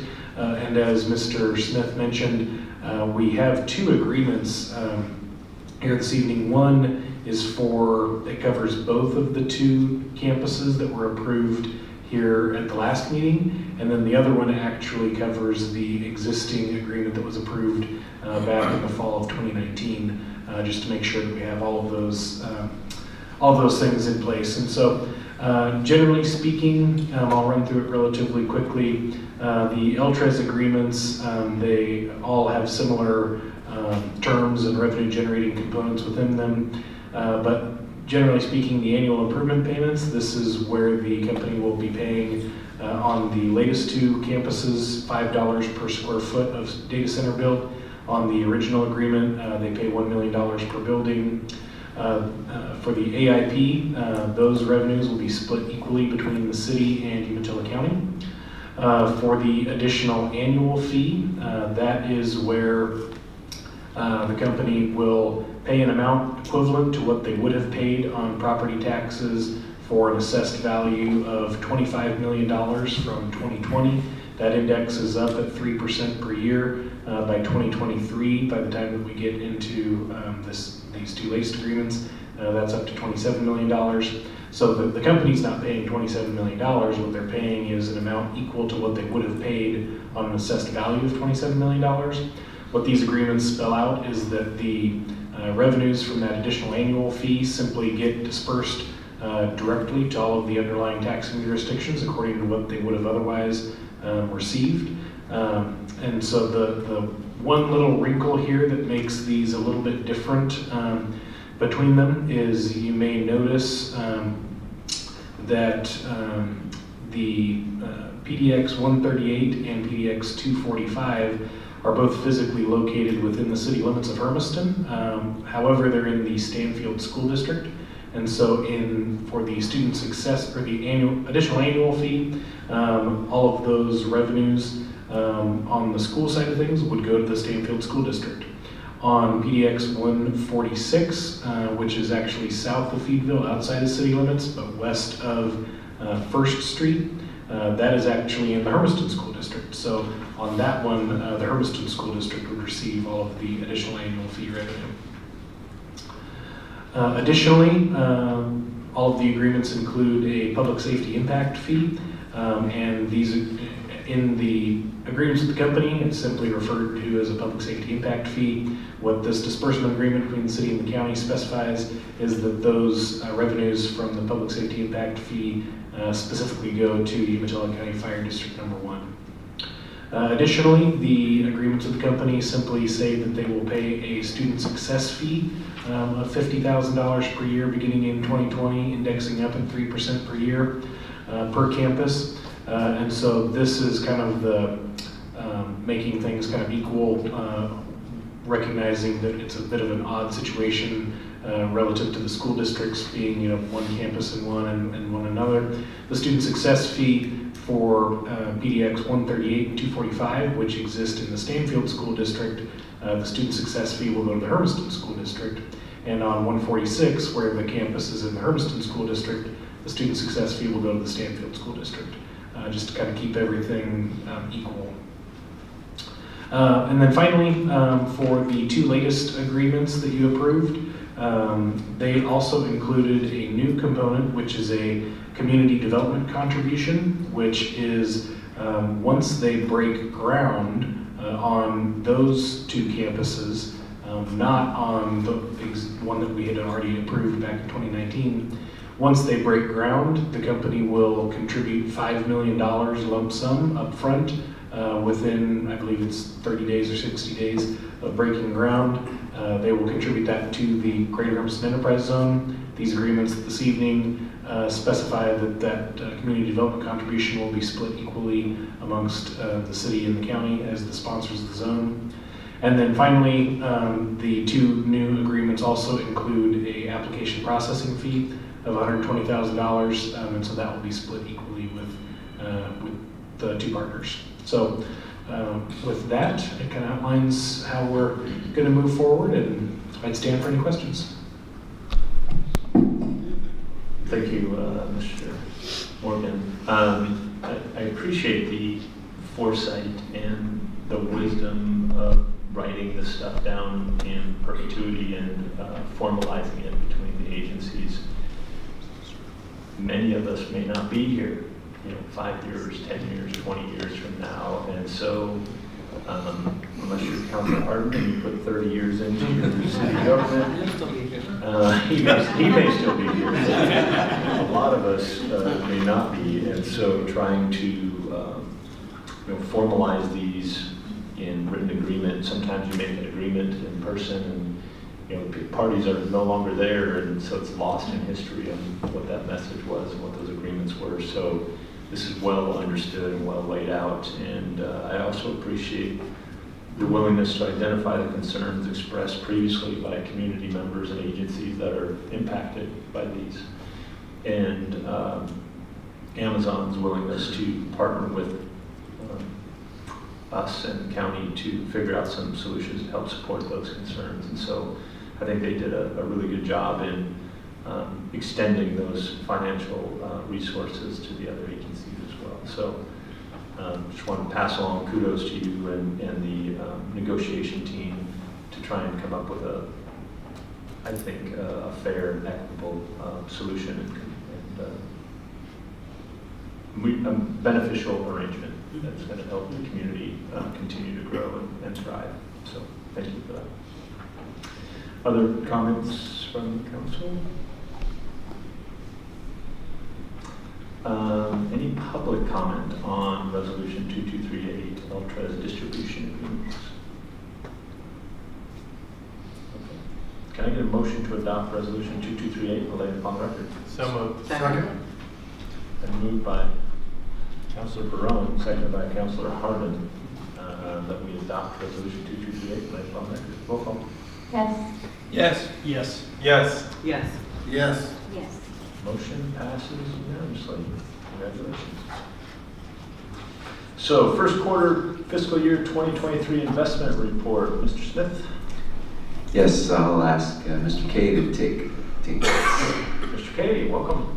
Thank you, Mr. Mayor, Council. Congratulations on a new home. I'm tickled pink to be here. Thank you for having me. We didn't get any updates on furniture.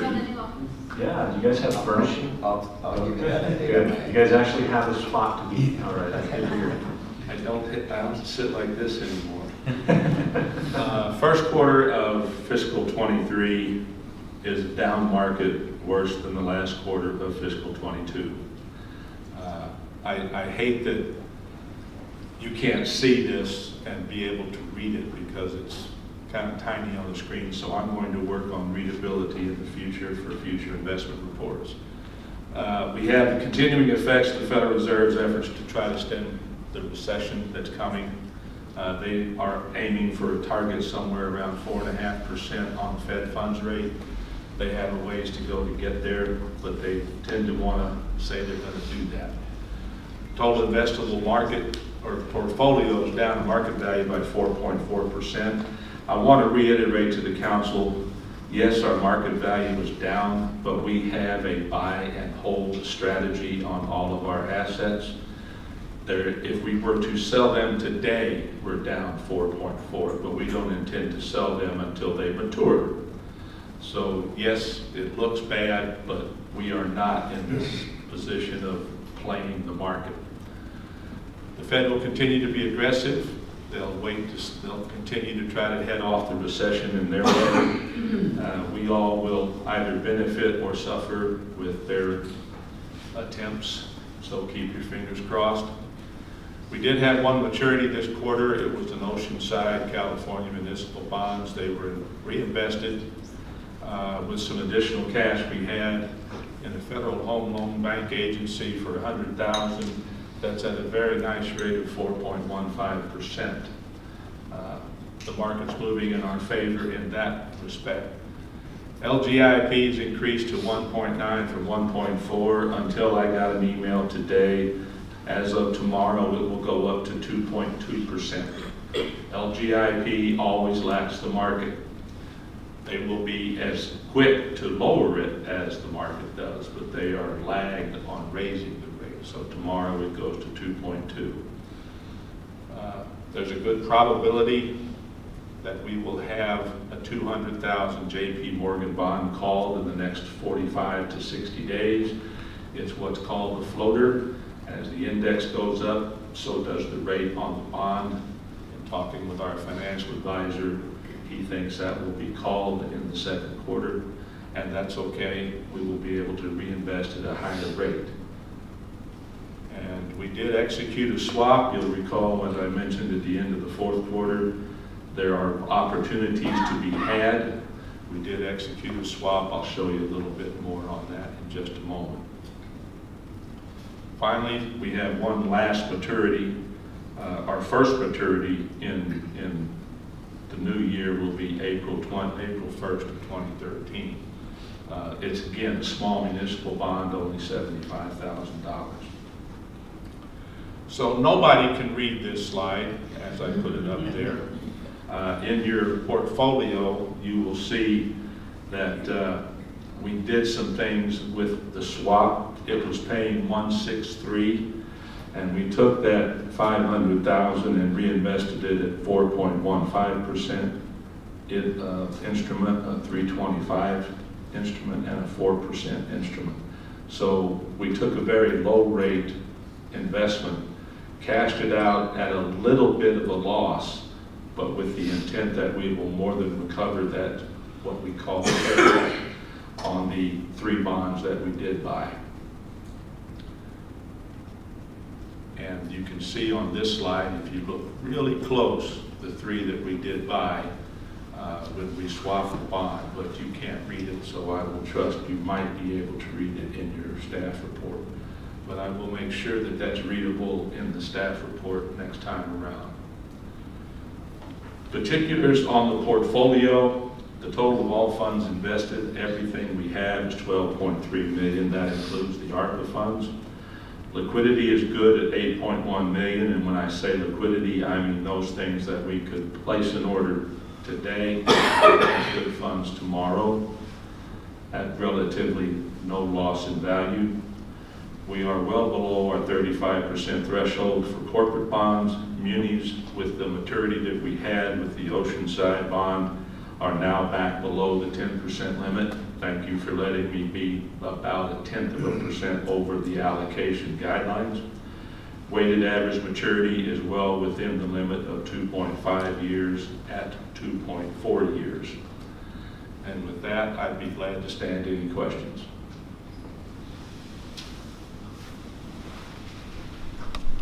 Mr. Kay, speaking to a gentleman today, he got a,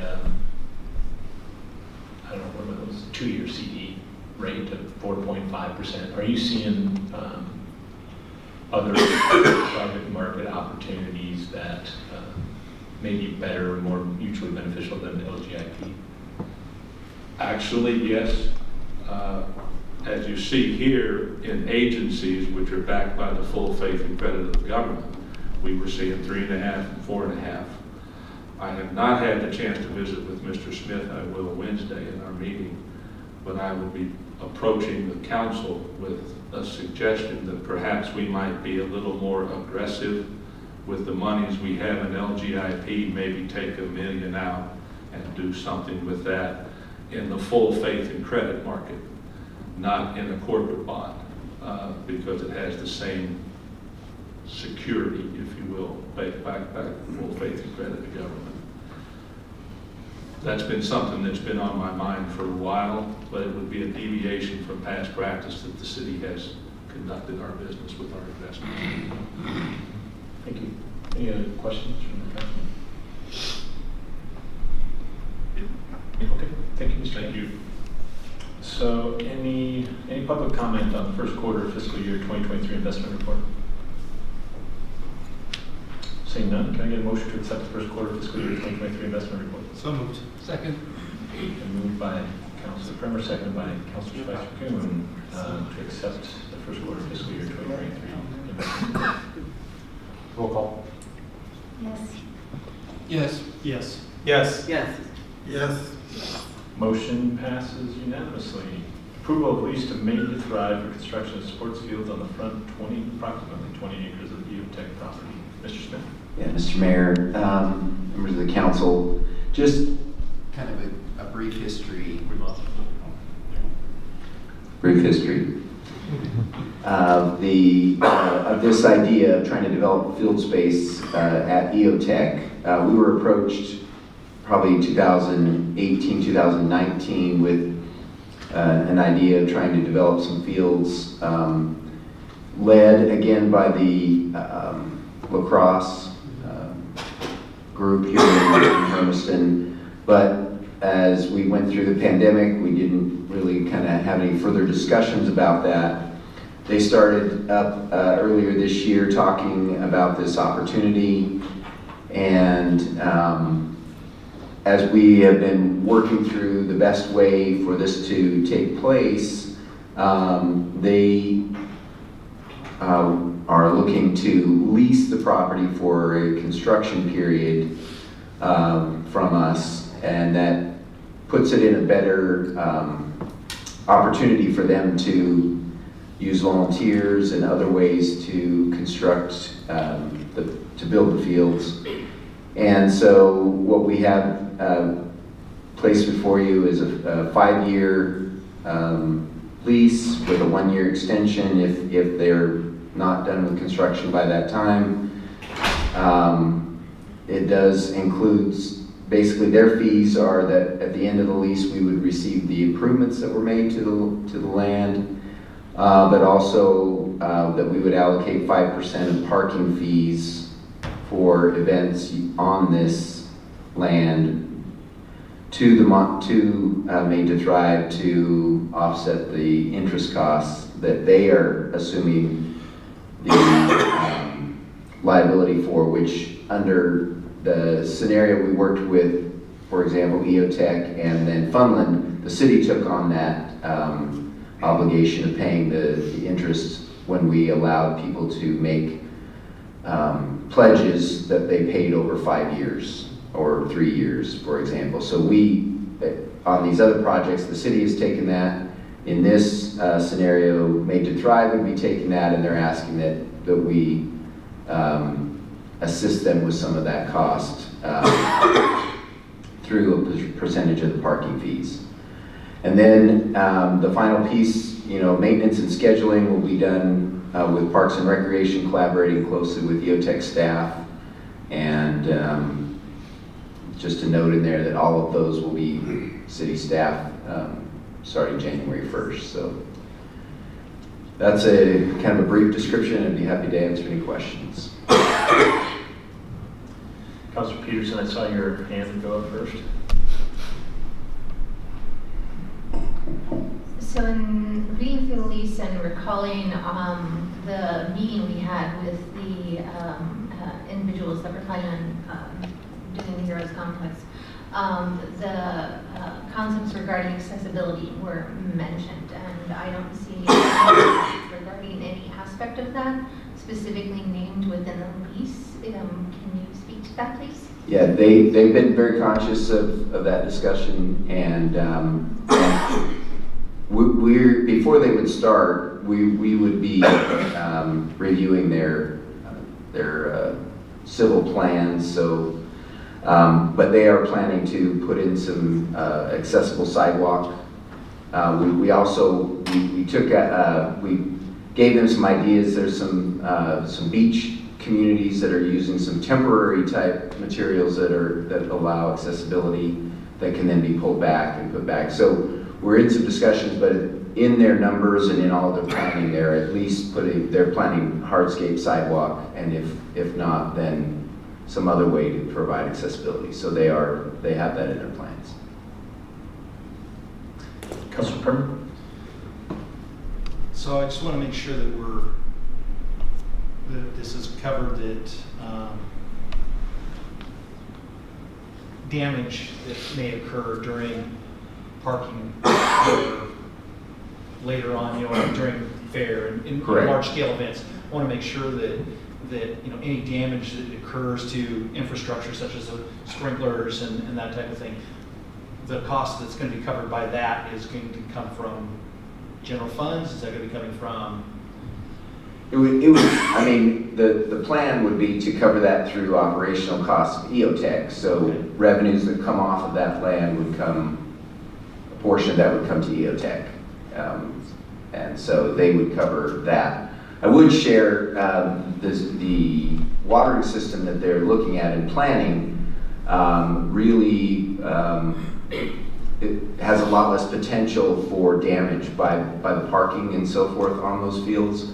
They're looking at doing some kind of a sprinkler, a gun that, you know, you drag it out and then it pulls itself back, similar to a wheel line, but just with one gun on it. And so that then we wouldn't have to be worried about, you know, repairing sprinkler heads and things like that. So we're hopeful that this will be less maintenance than a regular standard system. And again, you know, going back to the damage, because you know, you park a couple hundred cars on a grass field for the space of a week to 2 week period during the hottest part of the summer. There's going to be some damage to the actual. We're good with that. They understand that that's going to take place. Yes, yeah, they absolutely know that that's going to take place. Yes. And that won't violate any portion of the lease or anything along those lines. No, and that we've been very clear that that's part of it's part of what we do. So. Okay, just want to make sure. Yeah, I'm just looking at this from my eye. There is no reservation anywhere in here of any time for using this during the fairgrounds. I mean, I've gone through it a couple of times and maybe I'm missing it. Under my reading of this lease, if they want to say we can't park there during fair, we can't park there during fair, we definitely need some terms and language in here, at least reserving use of that ground for parking during the fair and maybe for other events throughout the year if we're going to maintain it and do that. It shouldn't be just a handshake saying, okay, we can. It needs to be specified in here. Fair, week, it's for use for EOTech in the fair. Yeah, I don't think they would have a problem with that. I think because we've just been in discussions and that was a part of the thing, we did not think to include that in the language in the lease. Council, can they modify it tonight? No, I think what we'll do, we can take it back. We can go back to them. There we go. No, we can take those comments, and it's no problem to take those comments. We can go back, but we do want to be able to at least address that with the folks at Made to Thrive and those that are working through it to make sure we're all on the same page. But that's some good points. The one thing I read in here, this is a temporary lease for construction, right? So entities still have to schedule that property for usage with the Parks and Rec Department. That's correct. So they don't get unlimited usage. It's not restricted just to them. That's correct. They still have to come to the city and say, we're going to hold a tournament this weekend. And if it's not available, then they can't schedule it. Right. I mean, we're going to work with them because of their interest in developing it, but it does not give them carte blanche. Right. That's not what I'm reading. But if that's what the council feels like we need to do, then I'm okay with that. Other questions? It wasn't really a question, just does a motion to amend, does that not suffice, or is it just, we'll talk to both parties again, just make sure we're clear and then come back to it again?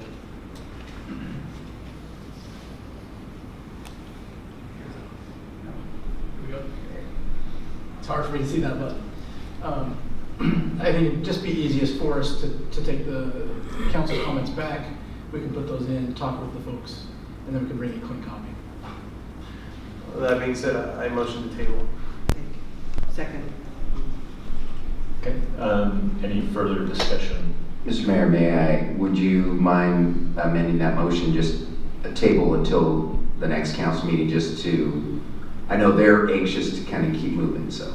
Yeah, sorry, that's what I anticipated becoming the next council meeting by motion to table to the next Hermiston City Council meeting. Second. Okay. I do have one other question, just regarding the parking fee income. So the tenant's going to receive 5% of gross income derived from parking fees charged by the landlord. That's us. Yes. And use of the property at the sportsplex. That does not include parking incomes from any other purpose, such as county fair, rodeo events. So this is just for their hosted events that they're going to get a 5% feedback on. Correct. Okay. We're going to charge gate entrance or parking, whatever. Right. Okay. Perfect. They're going to get 5% of that just during the events that they schedule. Correct. And not any percentage off of whatever we might arrange at the fair, Whatever. right? Whatever event. Or other events. Yeah. Okay. Any other comments? Any public comment? Okay. So we have a motion to table the approval of the lease, Maiden Drive for construction of sports field on front, approximately 20 acres of EOTech property until next city council meeting. By Councilor Brown, seconded by Councilor Davis. Roll call. Yes. Yes. Yes. Yes. Yes. Yes. Yes. Motion passes unanimously to table. Okay, we're now on to committee reports. Any committee reports? Well, I guess I'll jump in a little bit on stepping stones and moving forward and what's going on out at the new homeless project that they're working on. Land has started to be cleared, so the city of Umatilla has gone out there and done some work, and but timelines are stepping back. They had originally hoped to have something opened in December for a warming shelter. I think the city of Umatilla said that's probably not realistic at this point, and it may be a couple months after that. So Stepping Stones is looking at trying to set up a temporary warming shelter for this winter someplace else. They've had several work sessions now to build what they're calling the Conestoga huts, which are going to be the individual living compartments where the people who are in transitional housing and working to get into a long-term housing complex can live.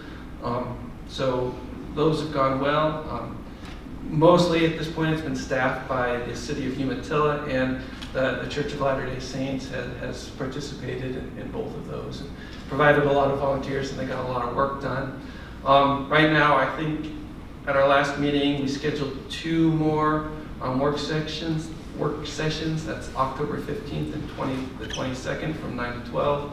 These are going to be more open to the general community, so any groups out there who are interested in participating can let Stepping Stones know, put together a team, get a few people out there, and they're kind of working at constructing these in an industrial type manner where everybody gets kind of one job. I spent like 5 hours out there just chopping one piece of wood, one length. It was covered in sawdust, but it was kind of fun. So, and then that goes on to whatever they're building, and so they need teams who are able to come out there and maybe bring some tools and help build those. And if the city of Hermiston wants to send some people out there, I'm sure they would appreciate that as well. So that's what's going on with the Stepping Stones group. So, Councilor Spicer-Coon, are you a member of the PATH project? Is that what you're referring to, or you're a member representing Stepping Stones?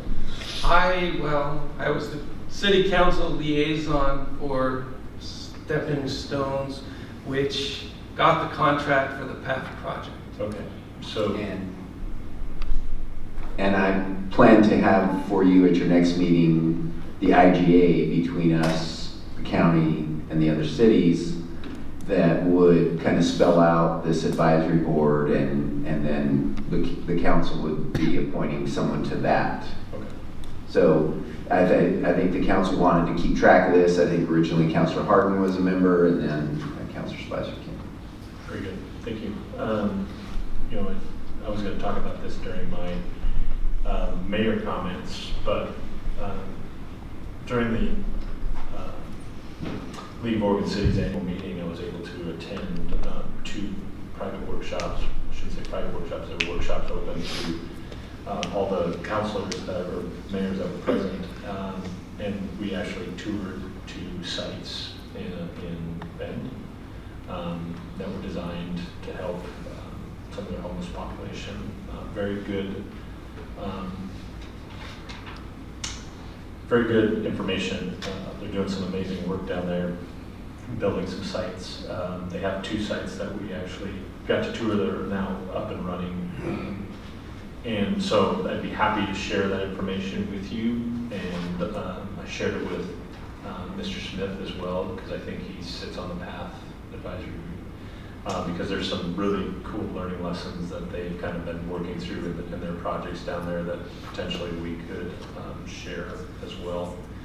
And there was also another meeting, another session down there where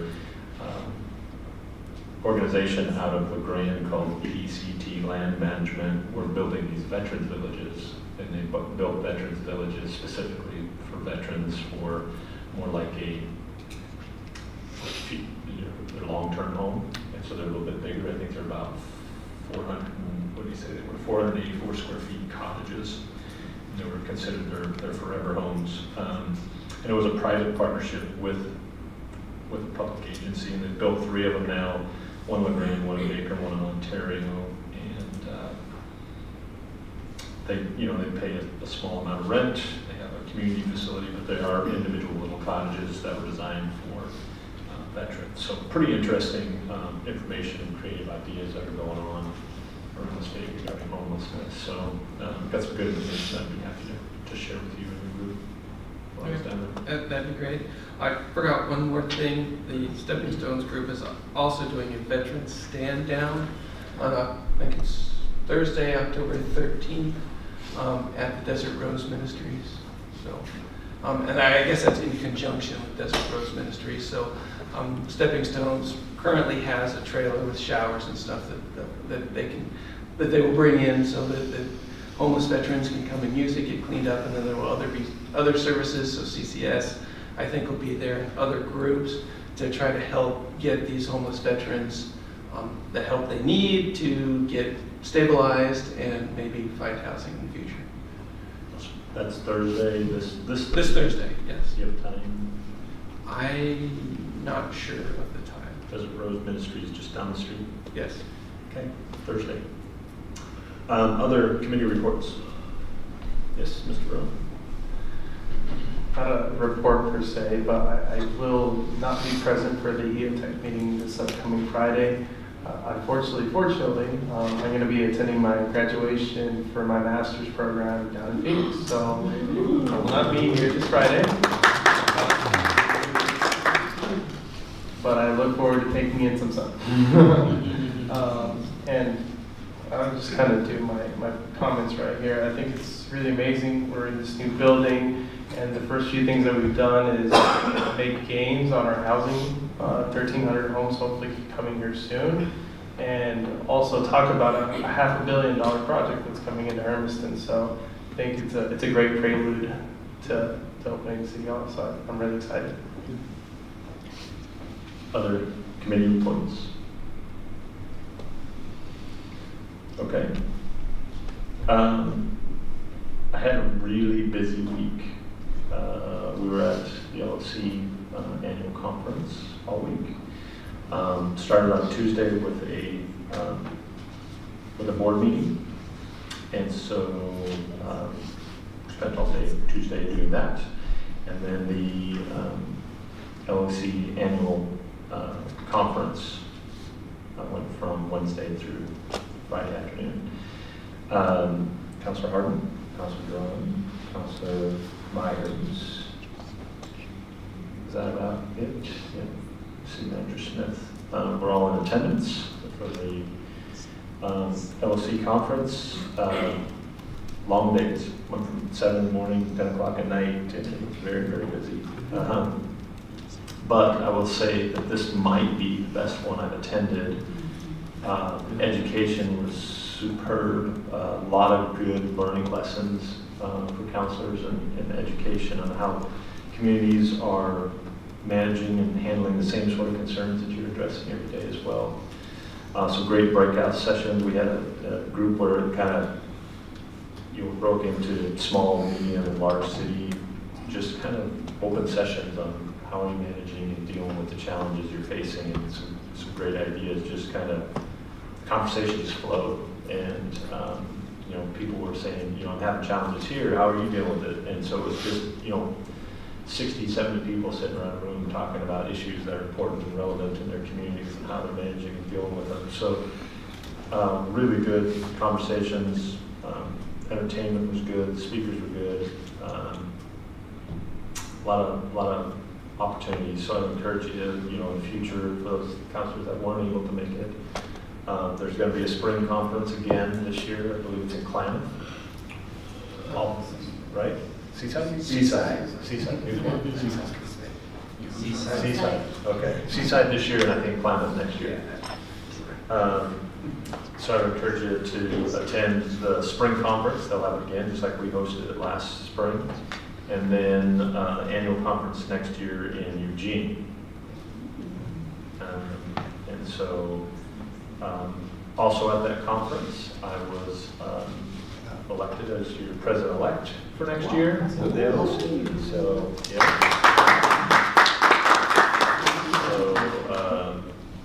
we were able to fill 4 vacating board members seats as well. So we had 4 members of the board that are leaving, and so we're able to nominate and select them.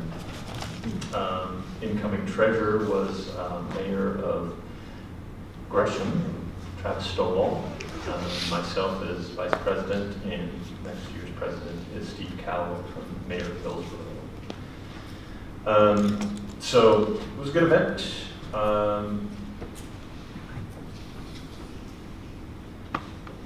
Busy though. It's been busy week. Feels like it hasn't stopped. I was able to attend the EOTech event that they hosted out at EOTech this weekend. The dueling pianos and paper and glue and barbecue contest, all that was going on Friday and Saturday. Still building its attendance. If you didn't make the dueling pianos, you missed a good time. Yeah. I saw Councilor Barone there. It was family friendly. There were little kids there. And, old people like me were there, and everybody was dancing and singing, and it was very good. They did a good job. Sounds a little weird. You're on a dirt floor in the middle of a arena, but actually it turned out well. Weather held up really good for it too. So I hope it continues to grow, because I think that was a fun event. I think that's all I have for now. How about counselors? Any reports?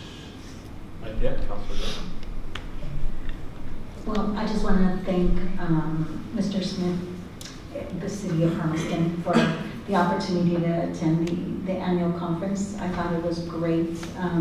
I felt like my head had expanded. There was so much information there. And like you said, they were long days, a long drive. But I really liked the way they set up the counselors session at the beginning, so that we know about how to engage our community in a survey. And I thought it was pretty cool, because you can see how by asking questions, you can find some common ground, so that we do have engagement. And they asked, what was the percentage of people that come to give input? And we have a small percentage, but tonight was different, which I guess it's good, whenever people come and want to share their concerns or give kudos once in a while as well.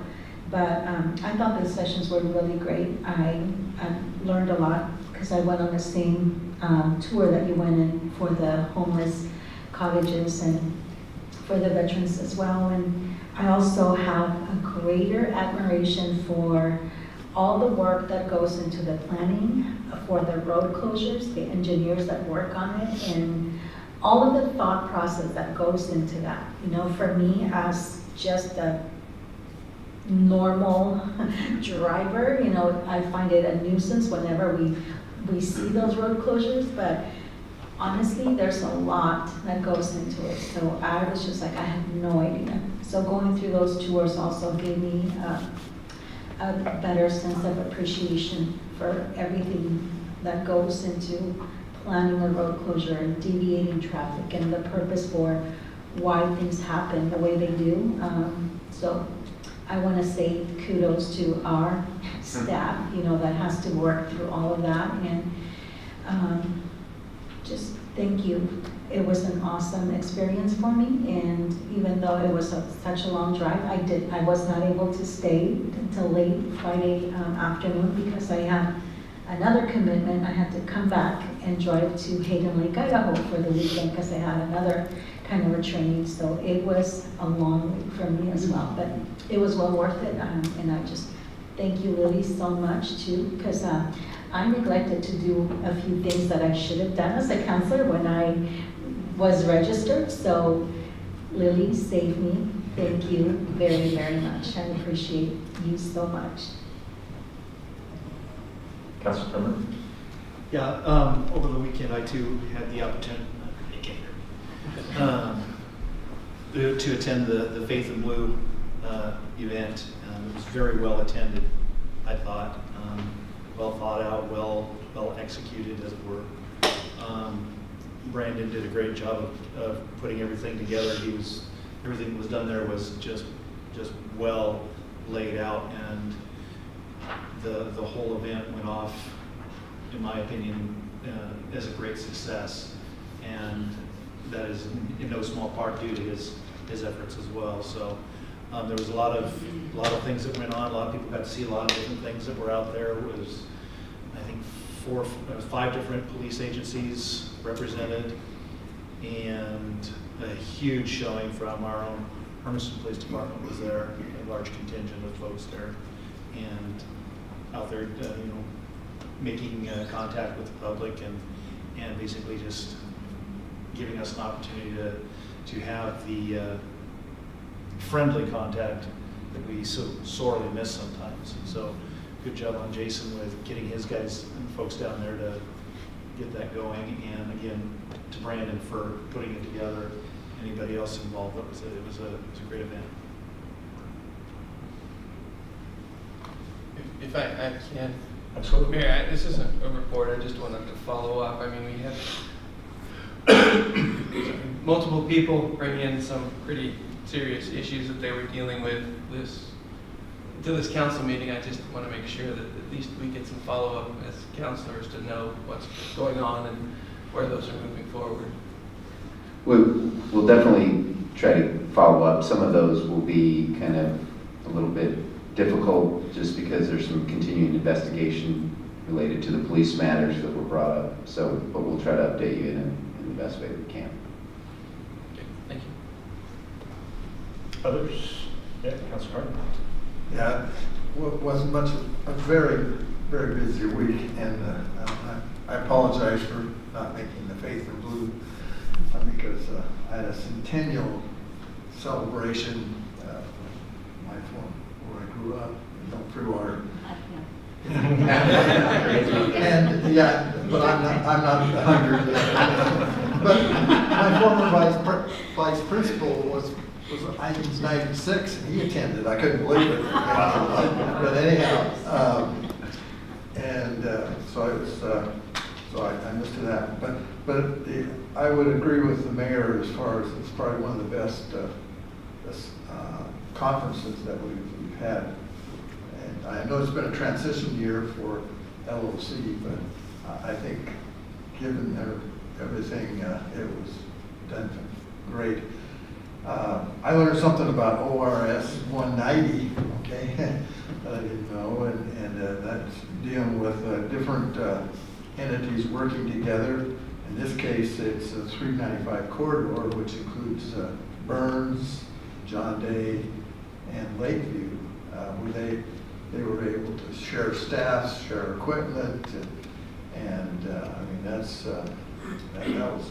to me was an incredible workshop to showing out, because those cities were devastated because of the forestry that went by the wayside, and they just had to, and they're kind of starting all over again, lost of revenue, and so, and I think, it's really kind of exciting to hear their stories and how they're on the road to recovery, and also the idea of the 3D printing for additional housing, and you know, some of these places haven't had any houses built for years, and now they're talking about being able to get that moving again in those different communities, because people are actually now coming into their communities, and so I was excited about hearing that. I attended one of the workshops was the Prineville wetlands, and that was kind of interesting on how they dispersed with their affluent, and so with the lagoons and then the wetlands, and of course the city of Prineville had 200 acres to work with there, and eventually it all flowed towards the Crooked River there in that area, and so that was a very informative, and it's been, of course, Anderson Ferry, you know, we're their consultants on that, and I also attended cybersecurity. Of course, I have a little interest in that because my son was the one that was giving the session, so I didn't have a clue on what he was talking about, but I know they kept telling us that we needed to buy more insurance, okay? Anyhow, so, and I appreciate our mayor and city manager being a part of this, and I think it speaks well for our community. Appreciate your leadership. Look forward to more leadership, whether you want it or not. So anyhow, but it was a great conference and well done. Thank you. A couple of things I forgot to talk about. Just want to put this guy on your guys' radar. The OMA formed a task force to discuss homelessness, and they've come to a consensus on some agreements about a recommendation to the legislature. And so pay attention to some of the messaging that comes out from the LOC regarding this, so that you can be informed about what we're going to ask from the legislatures.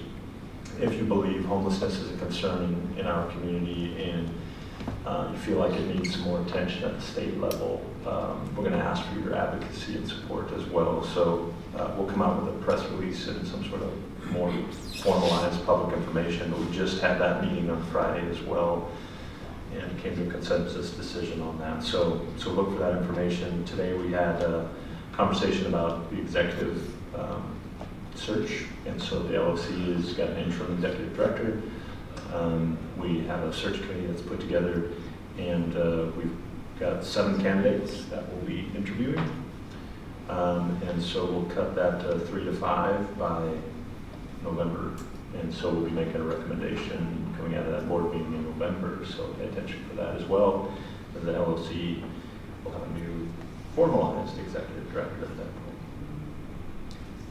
point. Youth advisors, one of the things I was going to tell you about, at the conference I attended a workshop that was based around engaging more youth in your community, and I actually got to brag on you guys a little bit. Told them how cool it is that you get to sit up at the dais with us, and we've engaged you that way, and they also encouraged me to try and get you more involved, and so get you to engage more with some city stuff, and get our youth more involved in our programs and actions that we take as a council. So that was a very interesting conversation there, but I wanted to know that I kind of bragged on you guys while we were there. So up to you guys now. Do you guys have anything to report on this evening?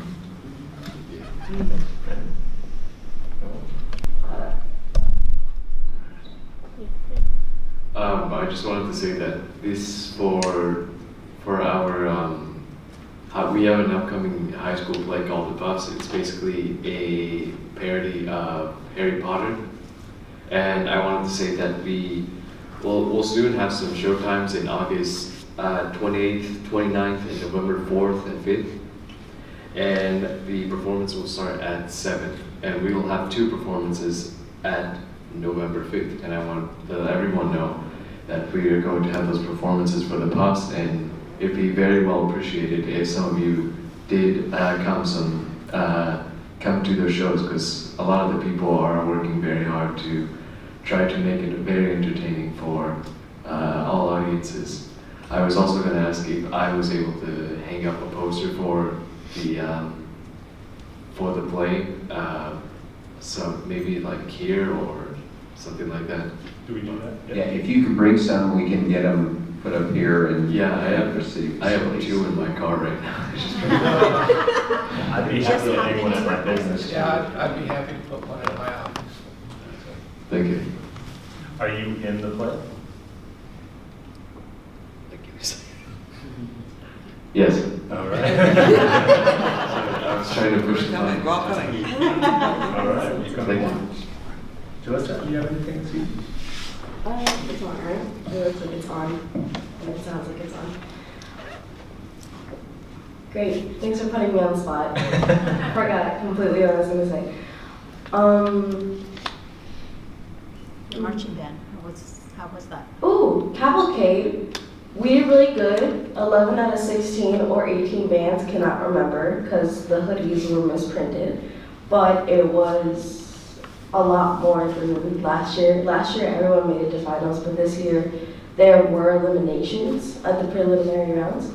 So this year we got almost 10 points higher than we did last year, and this is our starting score. We still have 4 other competitions, with one this weekend. After so many concerts, we're gonna be exhausted. It's a 3-hour trip over to the Beaverton School District. We're gonna be passing through Portland, and then the following one, we're gonna be going to Hillsborough for the Century Showcase. This weekend, it's the Sunset Classic. I have been realizing recently that there's been a lot of traffic around the school, and it's becoming kind of an issue.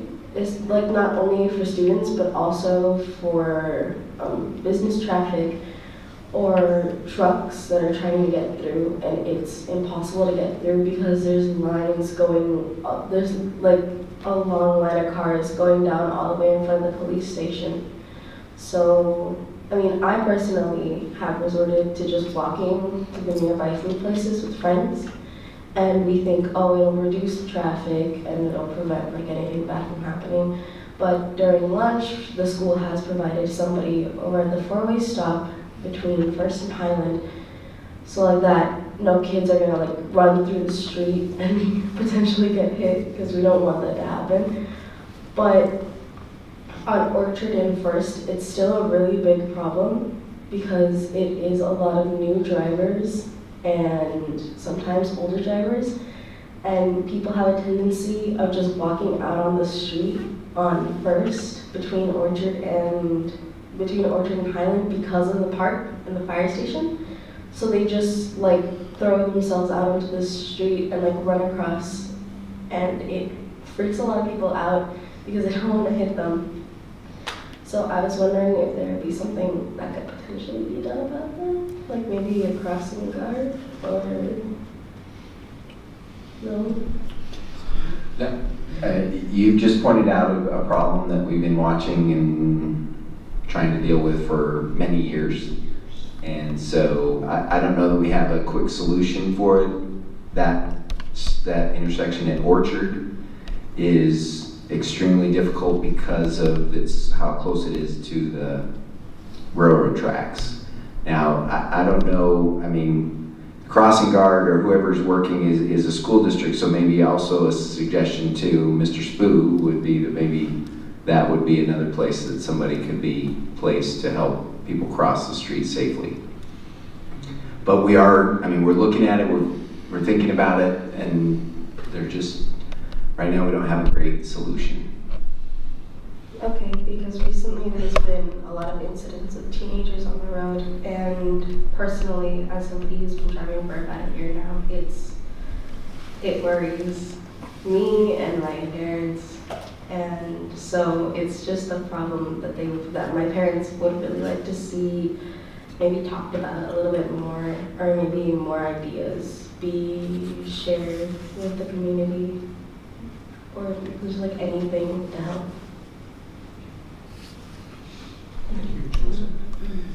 Mr. Smith?